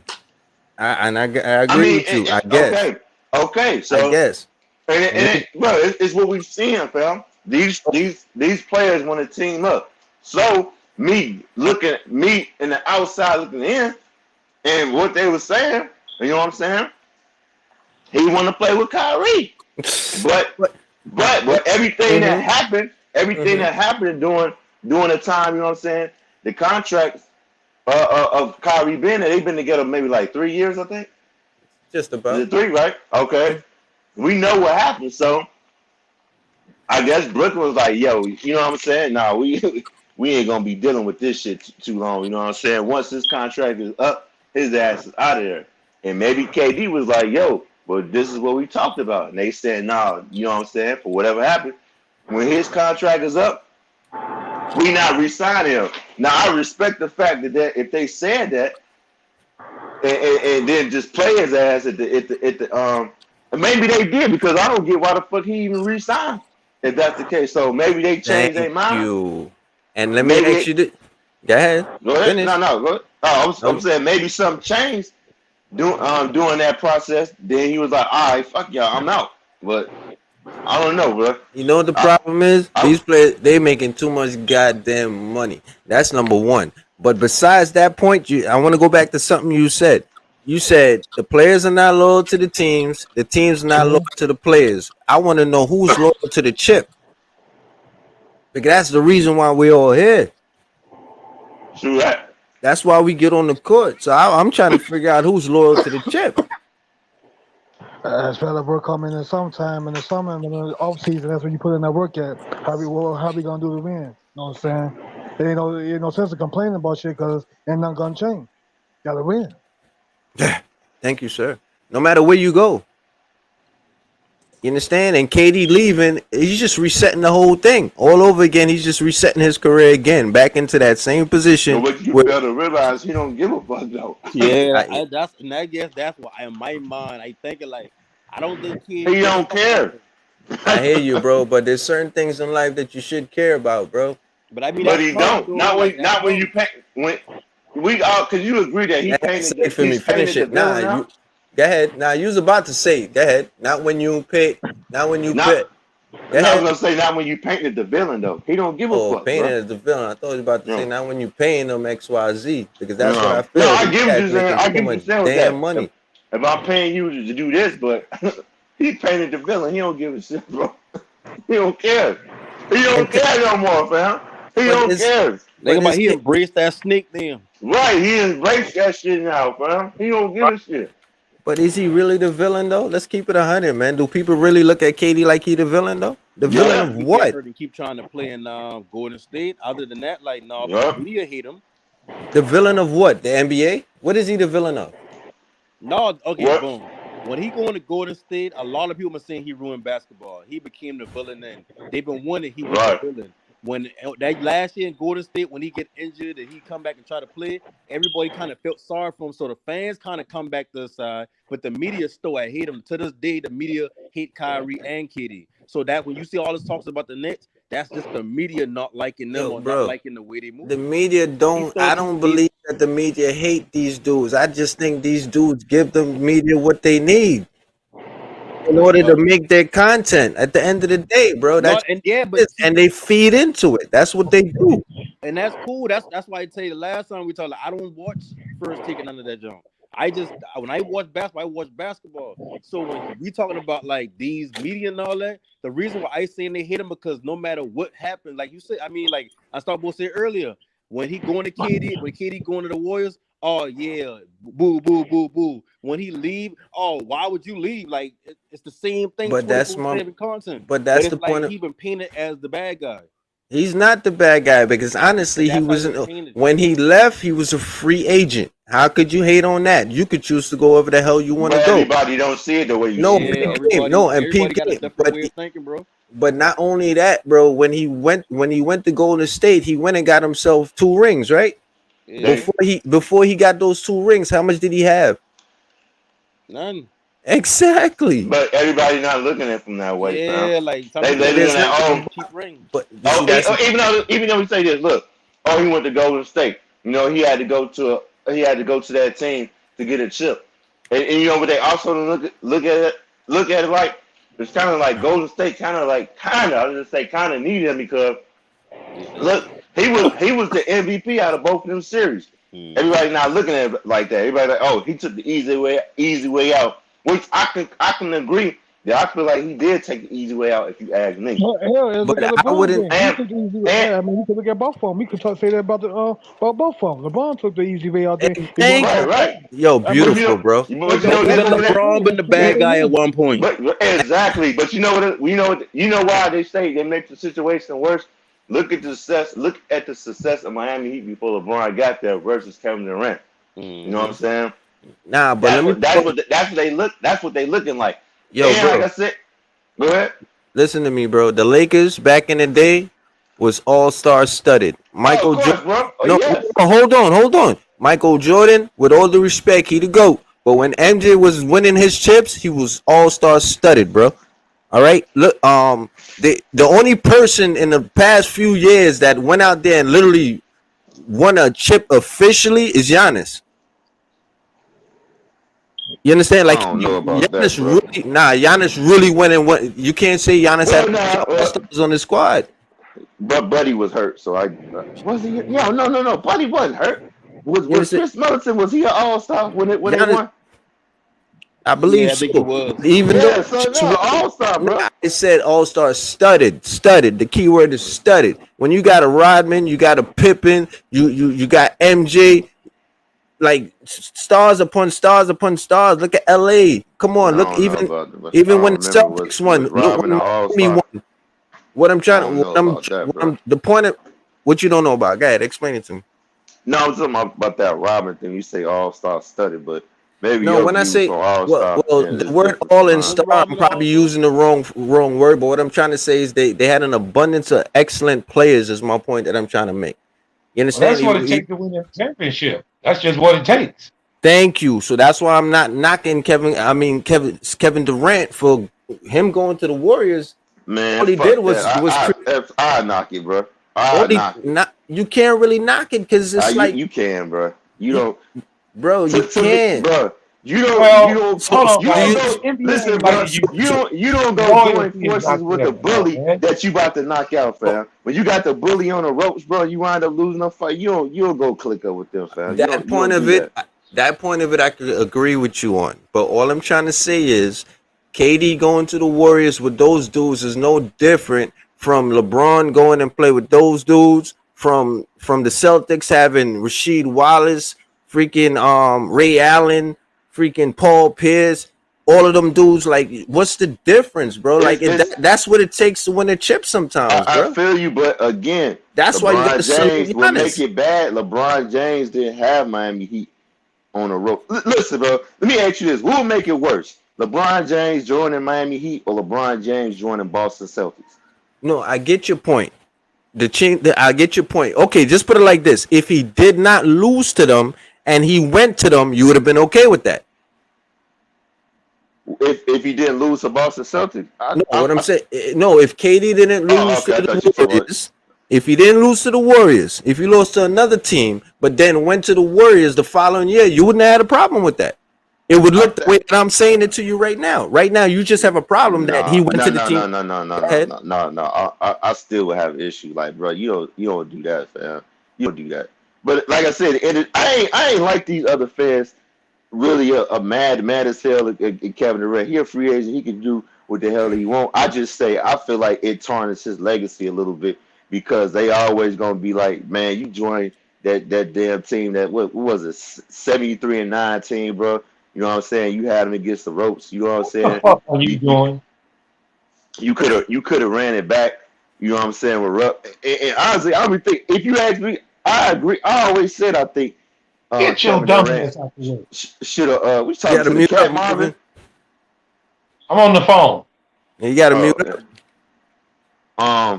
What was I saying? I always said that Kevin Durant had to leave Russell Westbrook because I'm like he just got his tunnel vision is just super bad, bro. There's no way in hell that you should be an assist leader in the league. You got Kevin Durant on your team, and you got that lethal assassin on your squad, and you taking a dumbass 3-pointer or even an open 3-pointer before he take it.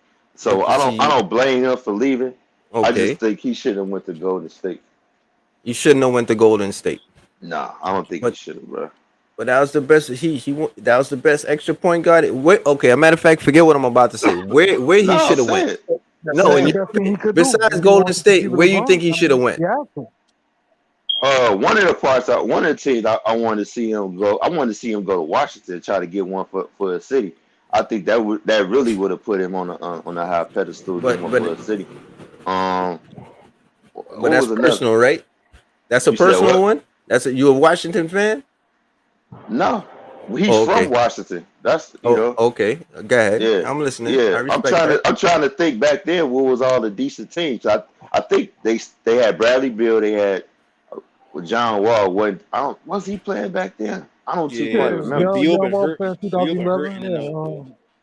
They did have Yeah, hold Wall, on. but Beal been hurt a lot.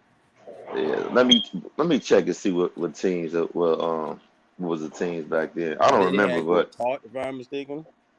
no, I'm not talking about only that was just one of Oh, the you talking teams about on the my list. team? I'm talking about the teams. Yeah. Oh, and right, San right. Antonio was a good team. They won the championship like 8 years ago.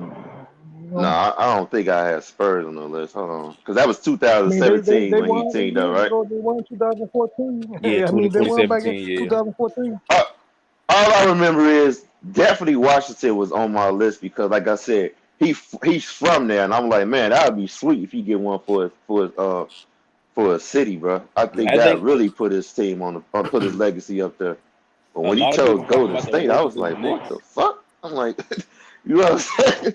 But Like, all bro, right, let's keep it 100 though. Hey, that's the only way you gonna The beat LeBron. That's the only way you can compete. I mean, hey, well, I can't blame him. You I gotta think about what understand you do that. if you was in his situation. You gotta say if anybody else was in hell that no, same stop situation, they had that a chance to team. do it. They probably would have did it too. Oh yeah, the other team. I was like, I thought he was gonna join the Rockets. I was like, I wouldn't mind him seeing Oh, teaming up right. with James Harden. I was like, I actually thought he was going that too. I was like, yo, if he don't go to Washington, I could see him going to Rockets and teaming up with James Harden again because how they was in OKC. That was one. That was another one of the teams. All right, let me ask you this question while you're searching. Do you think that he went to the Warriors because of the gameplay, or you think he just wanted to add that firepower to them? Which one do you I think? think it was both gameplay and added firepower. I The mean, come gameplay, on, yeah, gameplay. Who gonna stop them dudes, man? You can't double No, team none of but them dudes. because that was that point in time when the Golden State Warriors was killing, right? Yeah, But hell they yeah. wasn't winning though, right? They was winning, but they just lost to LeBron. Facts. That's they was still winning.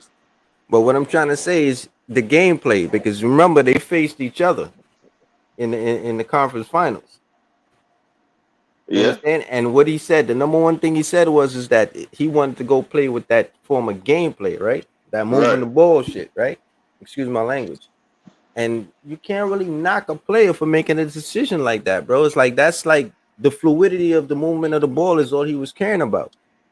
You understand? And I think that's what he went over there for more so. I mean, automatically, you know, the firepower is coming because he's KD, but I think he went over there for the gameplay, which is understandable. He wanted to see the ball more. I know that, bro. Like I said, I ain't like none of them fans that's hating them for that. I just feel like, bro, that that would hurt his legacy. I'm like, fam, you know how bad that's gonna look. Like you had this team against the ropes, and then you gonna join them. It's like I get you, but me personally, I wouldn't have did that. I would have shit. I go ringless before I do some stuff like that. Yo, you But do know KD can't play without a point guard, right? yeah, of course, you need somebody to feed him. But again, like I Okay. said, I believe you had, Wall was playing. Um, who else was a decent? Clippers. I believe had CP3. Shit. I think even Isaiah Thomas is a decent ball, point guard. You have Boston. Shit, James Harden. Shit, with the Rockets. Back then. But me personally, I wouldn't have did that shit. Just if you ask me. All right, man. I think that's forever. He always gonna hear that. But like I said, Kevin Durant don't give a shit. You know what I'm saying? He don't I care. got you. I'm gonna segue a little bit, man, with that name that you just brought up. Unless you want to finish off, anybody ain't got anything to finish off with Kevin Durant? Because I want to segue to that James Harden situation right quick. If y'all with it. I think you the only three. No panic. You still here? Yeah, it's Yeah, just me yeah. and you. Okay, yeah. Then yeah, you can go ahead, bro. Now I was gonna ask, man, what y'all think is James Harden's actual dilemma right now? Do you think I, go ahead. no, you go ahead. You all think Now I was what? gonna say, do you think it's the NBA rule change? Do you think it's his physical appearance, meaning like he needs to go out there and work out a little bit more? Or do you think he's just not as good as anymore? Not as good anymore. I think it's the rule change, and you need to work out a little bit more. Uh, I think he just he, played better inside the Antonio offense. Because I ain't gonna lie, I think the rule change. I think the rule change destroyed him. And we'll see coming up this year, but I think that rule change really changed James Harden from who he really is, or who he used to be. I don't think he could. I don't even think he'll find himself again. To be honest with you, Yeah, all them free throws get him from about 18, 19 a game to 28, 29 a game, hitting at least 10 a game. like he's gonna have to be a different player. I guess is the point I'm trying to make. nah, I feel you. I know what you meant about that for sure. Cause he stay flopping. If you ask me, you know. He go to the basket, move his head back like he getting hit, going to the damn basket, shooting too. He abused the hell out them rules. But hey, that was part of his game, so he gonna have to figure it out. Right. And you think that's just gonna make him into a regular player? Like Uh, you think you're gonna see an all-star James Harden? Even though I say he I don't know, washed, bro. It's hard to tell. I don't know, man. I feel like he Like, washed if you think about the same play he had. But I think he still can make an all star. Philly got a good record and he give you at least 18, 8, 7, something like that. But I don't think he will ever get to that level again, especially without D'Antonio, because you got to think about it. That offense give him freedom. Shit, Jeremy Lin damn had fun in that offense. Yeah, I just think the rule change got to bring him back to the fundamentals of the game, man. Like he can't cheat the game like he used to. Let me ask you: do you think he'll ever win a chip? Nah, to be honest with you, I think his best chance to win the chip was where he just left. But that's bringing us back over there, and I'm dead ass trying to get off that that topic. That's why I segued that way, man. So let me ask you this: so you think Joel Embiid gonna wind up leaving, or you think James Harden gonna leave before he do? Since you think he ain't gonna get a chip. That's a good question.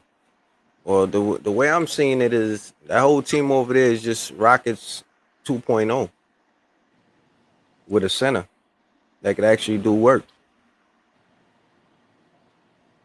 You don't think so? No, I agree.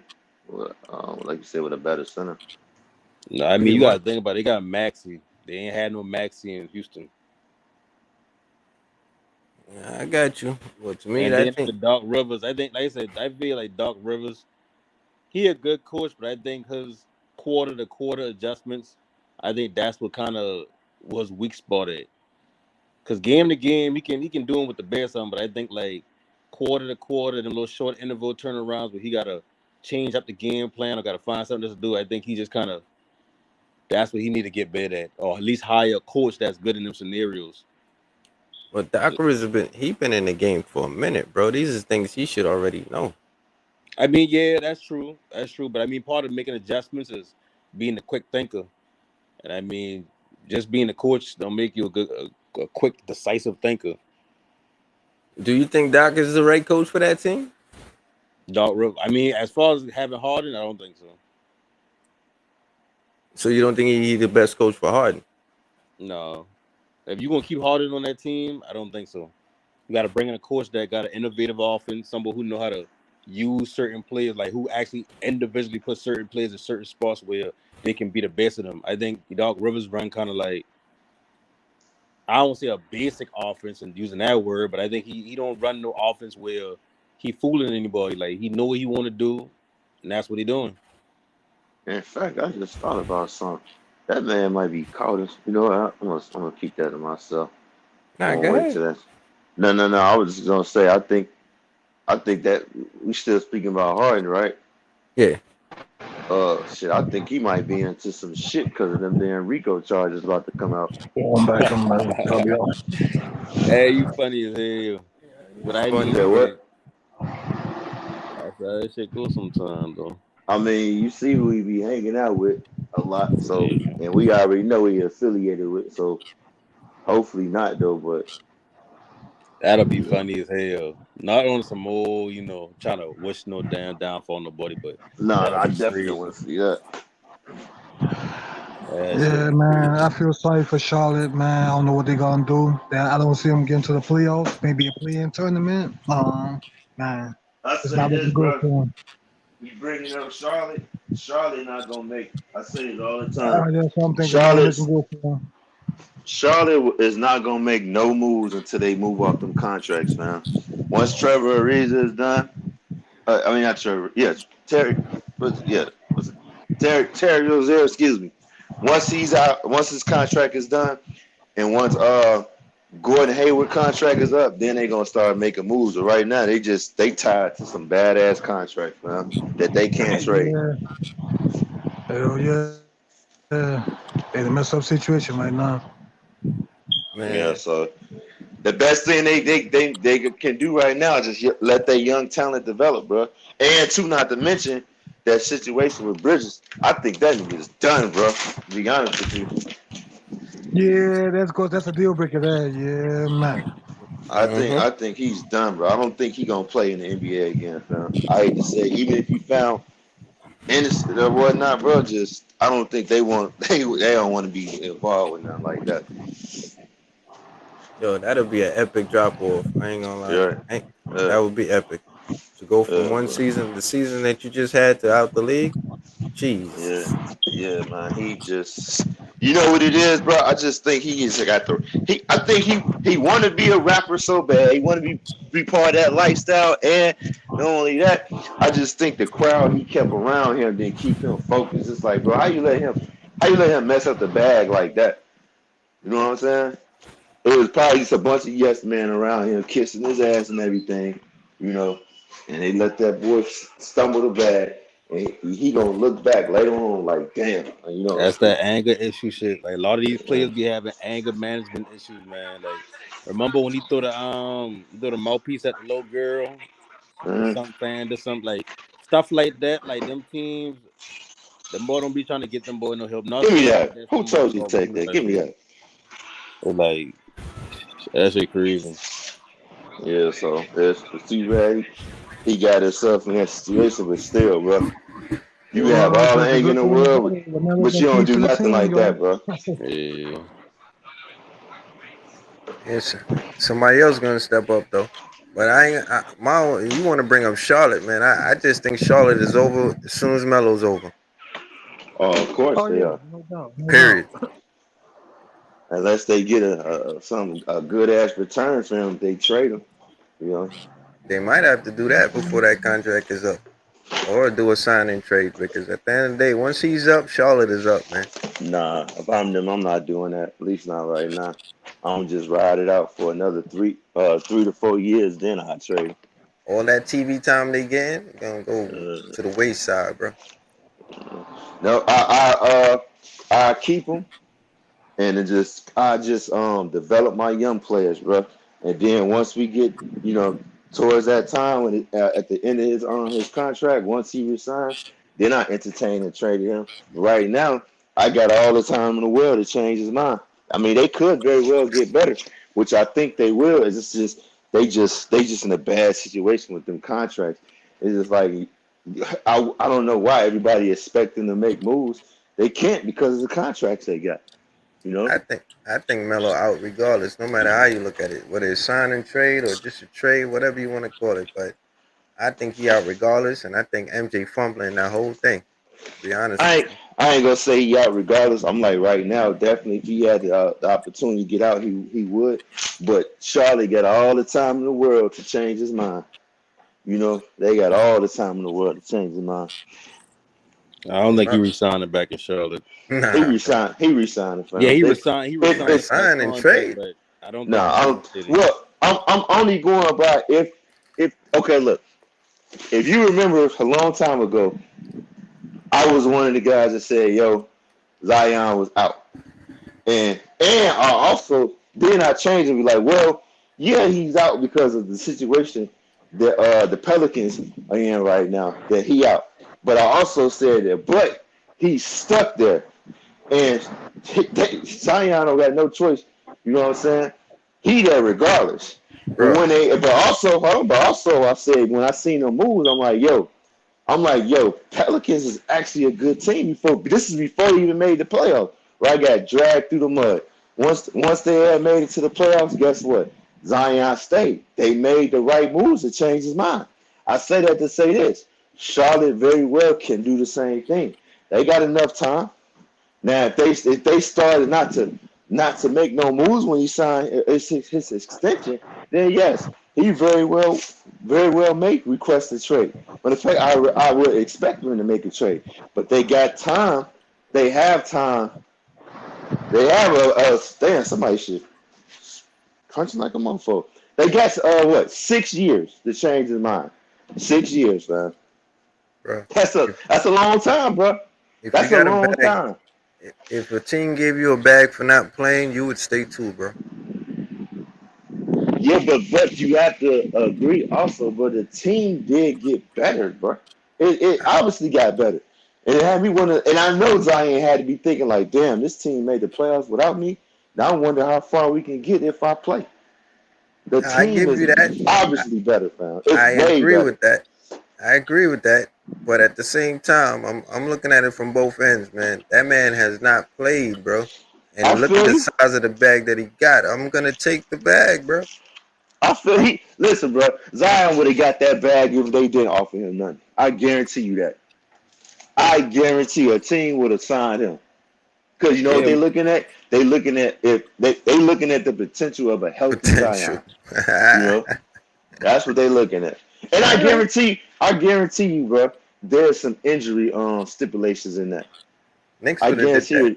Yeah, that's all. For sure, the Knicks would have did it. Knicks I would mean, have I was gave him going. anything. I would have said it. I was getting ready to say that too. The Knicks definitely would have signed him. Knicks So would have gave him the garden, man. Like, yo, here's the whole Most garden, man. top picks like that stayed at least 7 6 7 years with their team. Like like if Zion had get traded this year, that would have been crazy because like most players sign their extension, stay for a couple of years, then request a trade. Like that's kind of what they do. So like, I mean, he been getting that contract regardless. Like that ain't even surprised me. Everybody was saying like yeah, Zion got to go and all that. Like they ain't about to let him go nowhere. Like it don't even make no sense. well, Like Melo gonna be there for another couple of years. he gonna be there 7 years, bro. That's all. Well, Yeah. 6. That's what says 6, bro. And he very well may ask for a trade, but like I said, bro, like we criticize the moves they make, which is well deserved. But when it comes, we talking about them signing free agents. I mean, what you expecting to do, bro? They got Rozier, stupid ass contract, and they got Gordon Hayward, stupid ass contract. And what I would do is come this season coming up, I'm running as many plays as I can for Gordon Hayward. He the first one I'm gonna try to get rid of. And I'm about to try, and I'm gonna have Terry Rozier come off that bench and go stupid and showcase them so I can make a trade for them, fam. I'm gonna at least try to get something for them before I just cut my losses or whatnot. You know what I'm saying? They Terry coming off the bench is a 6 man. I don't care who you get in there to play the other two guards starting. You bring him off the bench as a 2 man, like you a better team. Right. So, because you know him and he got tunnel vision, bro. Him and Melo can't not gonna click. So let him come off that bench, get buckets, and like I said, you run as many plays as you can for Hayward, so you can trade him. And once you trade him, once you get rid of them 2 bad contracts, if they don't make no moves, come free agency and whatnot, then you criticize them. Right now, they stuck. They can't do nothing. And like I said, this whole Bridge situation could be Right. like that. Now That don't make it no better, bro. That don't make it no better. I don't, like I said, KD in Charlotte, bro. from the news. KD in Charlotte. That'd be KD in amazing. Charlotte, man. I ain't gonna hold you that. If they can finesse that trade, that'd be good. But this is nothing Charlotte can get him, fam. Yeah, You can't even get him Bridges, fam, because if he found guilty, bro, I think he gonna be banned from the NBA, but fam, you see the new stuff they got on him. I'm just saying, if he is, I'm not about to make no trade for no player. I don't know if he gonna be able to play or not. That's just stupid to do, fam. Like I gotta. Why you say that? I said that because Lamelo said out of his own mouth they can pull it, get KD over there in Charlotte. That's why he said it for real out of his own mouth. I don't think they could, fam. I'm not. If maybe if the Bridges thing didn't come up, then I say maybe they would have had a chance, maybe. But that percentage of maybe not too high. I say they probably would have had a 38% chance. But bruh, nah. Yeah, they don't got the assets. They don't, fam. They don't. You just got to be realistic, fam. I'm against the KD thing, but I ain't gonna lie to you, bro. I'll pay to see that. But I mean, if KD would go to Charlotte, I don't think that makes Charlotte a championship. You think Michael Jordan love this KD over there? Yeah, he would. But like I said, bro, I don't. It's just the assets, bro. Assets. They don't got it. Teams like Charlotte don't need to be making a trade for 34-year-old player. Like I think they just need to develop their young talent, fam. Yeah, like if there was somebody like Denver, it'd be like, okay, cool, you can make that move because, like, that he gonna put you at the top to get y'all a championship within a year or two. But a team like Charlotte, they don't even got a right plan. Like they got a mix of like veteran players that ain't really producing. They got players that producing, but they producing at the wrong position. Terry Rozier, they ain't even really have. I don't want to say they ain't have want Melo, but like I mean, Melo kind of fall in their lap, so. They ain't ever really had a true plan until Melo come and just take the starting spot. Yeah, at first I don't think they wanted him. I think they wanted James Wiseman, but now I think they slowly giving Melo the keys. I think you hearing from me now. I think Charlotte is slowly about to change for the better. it's just like I said. What's up, Flight? Nah, that ain't Flight. Yo, let me ask you a question. During that Melo draft, yo, the Knicks could have gotten Melo? If they trade up, yeah. What was the Knicks pick again? They were like 7 in it. Hell no, bro. Oh, you know what? Maybe they could because Julius Randle was actually playing really good. So yeah, maybe if they moved up, they could have got him. Because I'm thinking MJ probably took Melo just to hate on the Knicks, bro. But go ahead. Did y'all know that Lamelo was supposed to go to Golden State? But the reason why he didn't in Golden State because Steve Kerr cried to motherfucking Bob Myers to not get him. I don't know why. That was the dumbest thing they could ever did. Well, I know his pops didn't want him to go to Golden State. He wanted him to go do his own thing, but Golden State will be stupid right now if they had LaMelo. They would be crazy. Clay would have been coming off the bench? Who would be coming off the bench? I'm asking, would Clay would have been coming off the bench or he was getting moved to small forward? I would say he get moved to small forward. They wouldn't even have Wiggins. That shit would have been crazy. No, I think Melo would have just played a season on the bench. I think he would have come off the bench like how he was doing. He would have started eventually, bro. He would have started. He would. You want to know why he would have started? Because I think that's the same year that what's his name, Curry was hurt. So they would need him to start. And he wouldn't have sat down. I'm talking about like as far as Clay coming back. Well, I mean, as far as Clay coming back, they'll move it to the small forward. It would have been LaMelo at the 1, Curry at the 2, Clay at the 3. Draymond at the 4, and they would have figured out a 5. They probably would have put what's that dude name? Oh damn, what's that damn power forward name? You talking about? I knew you talking about. That man's name slipped my mind. Yeah, I forgot all their names, but that would have been a sick lineup. You guys, crazy. Talking about Looney. Looney at the power, at the center, bro. Kevon Looney? Yeah, Looney would have been at the center probably. And Clay could guard small forward. You don't think that would probably hinder what name was LaMelo a little bit? You said what? You don't think that would have hindered him a little bit? Because they don't run a motion offense down and like damn Melo, you know? Nah. Those Steve. Melo would have been running that whole offense, bro. But that's what Draymond Green doing. So it's like now you kind of deplete why he even on the floor. G too high.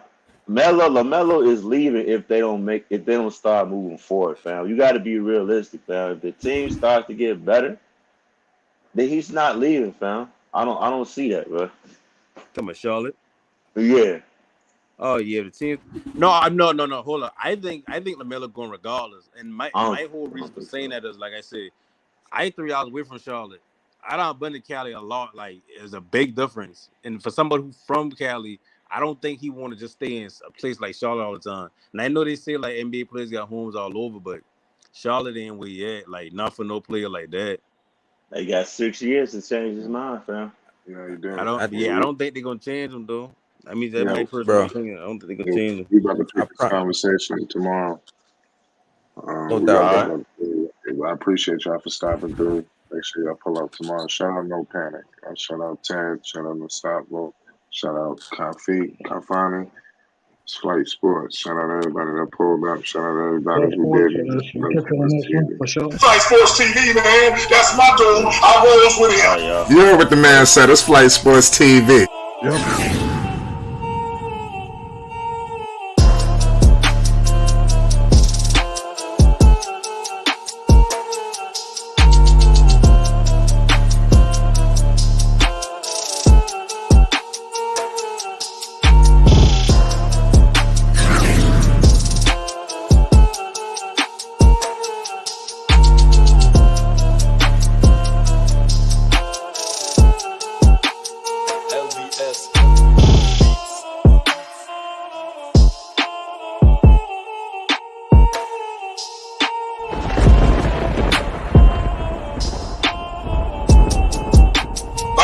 Flight Sports TV, that's where it's at. Flight Sports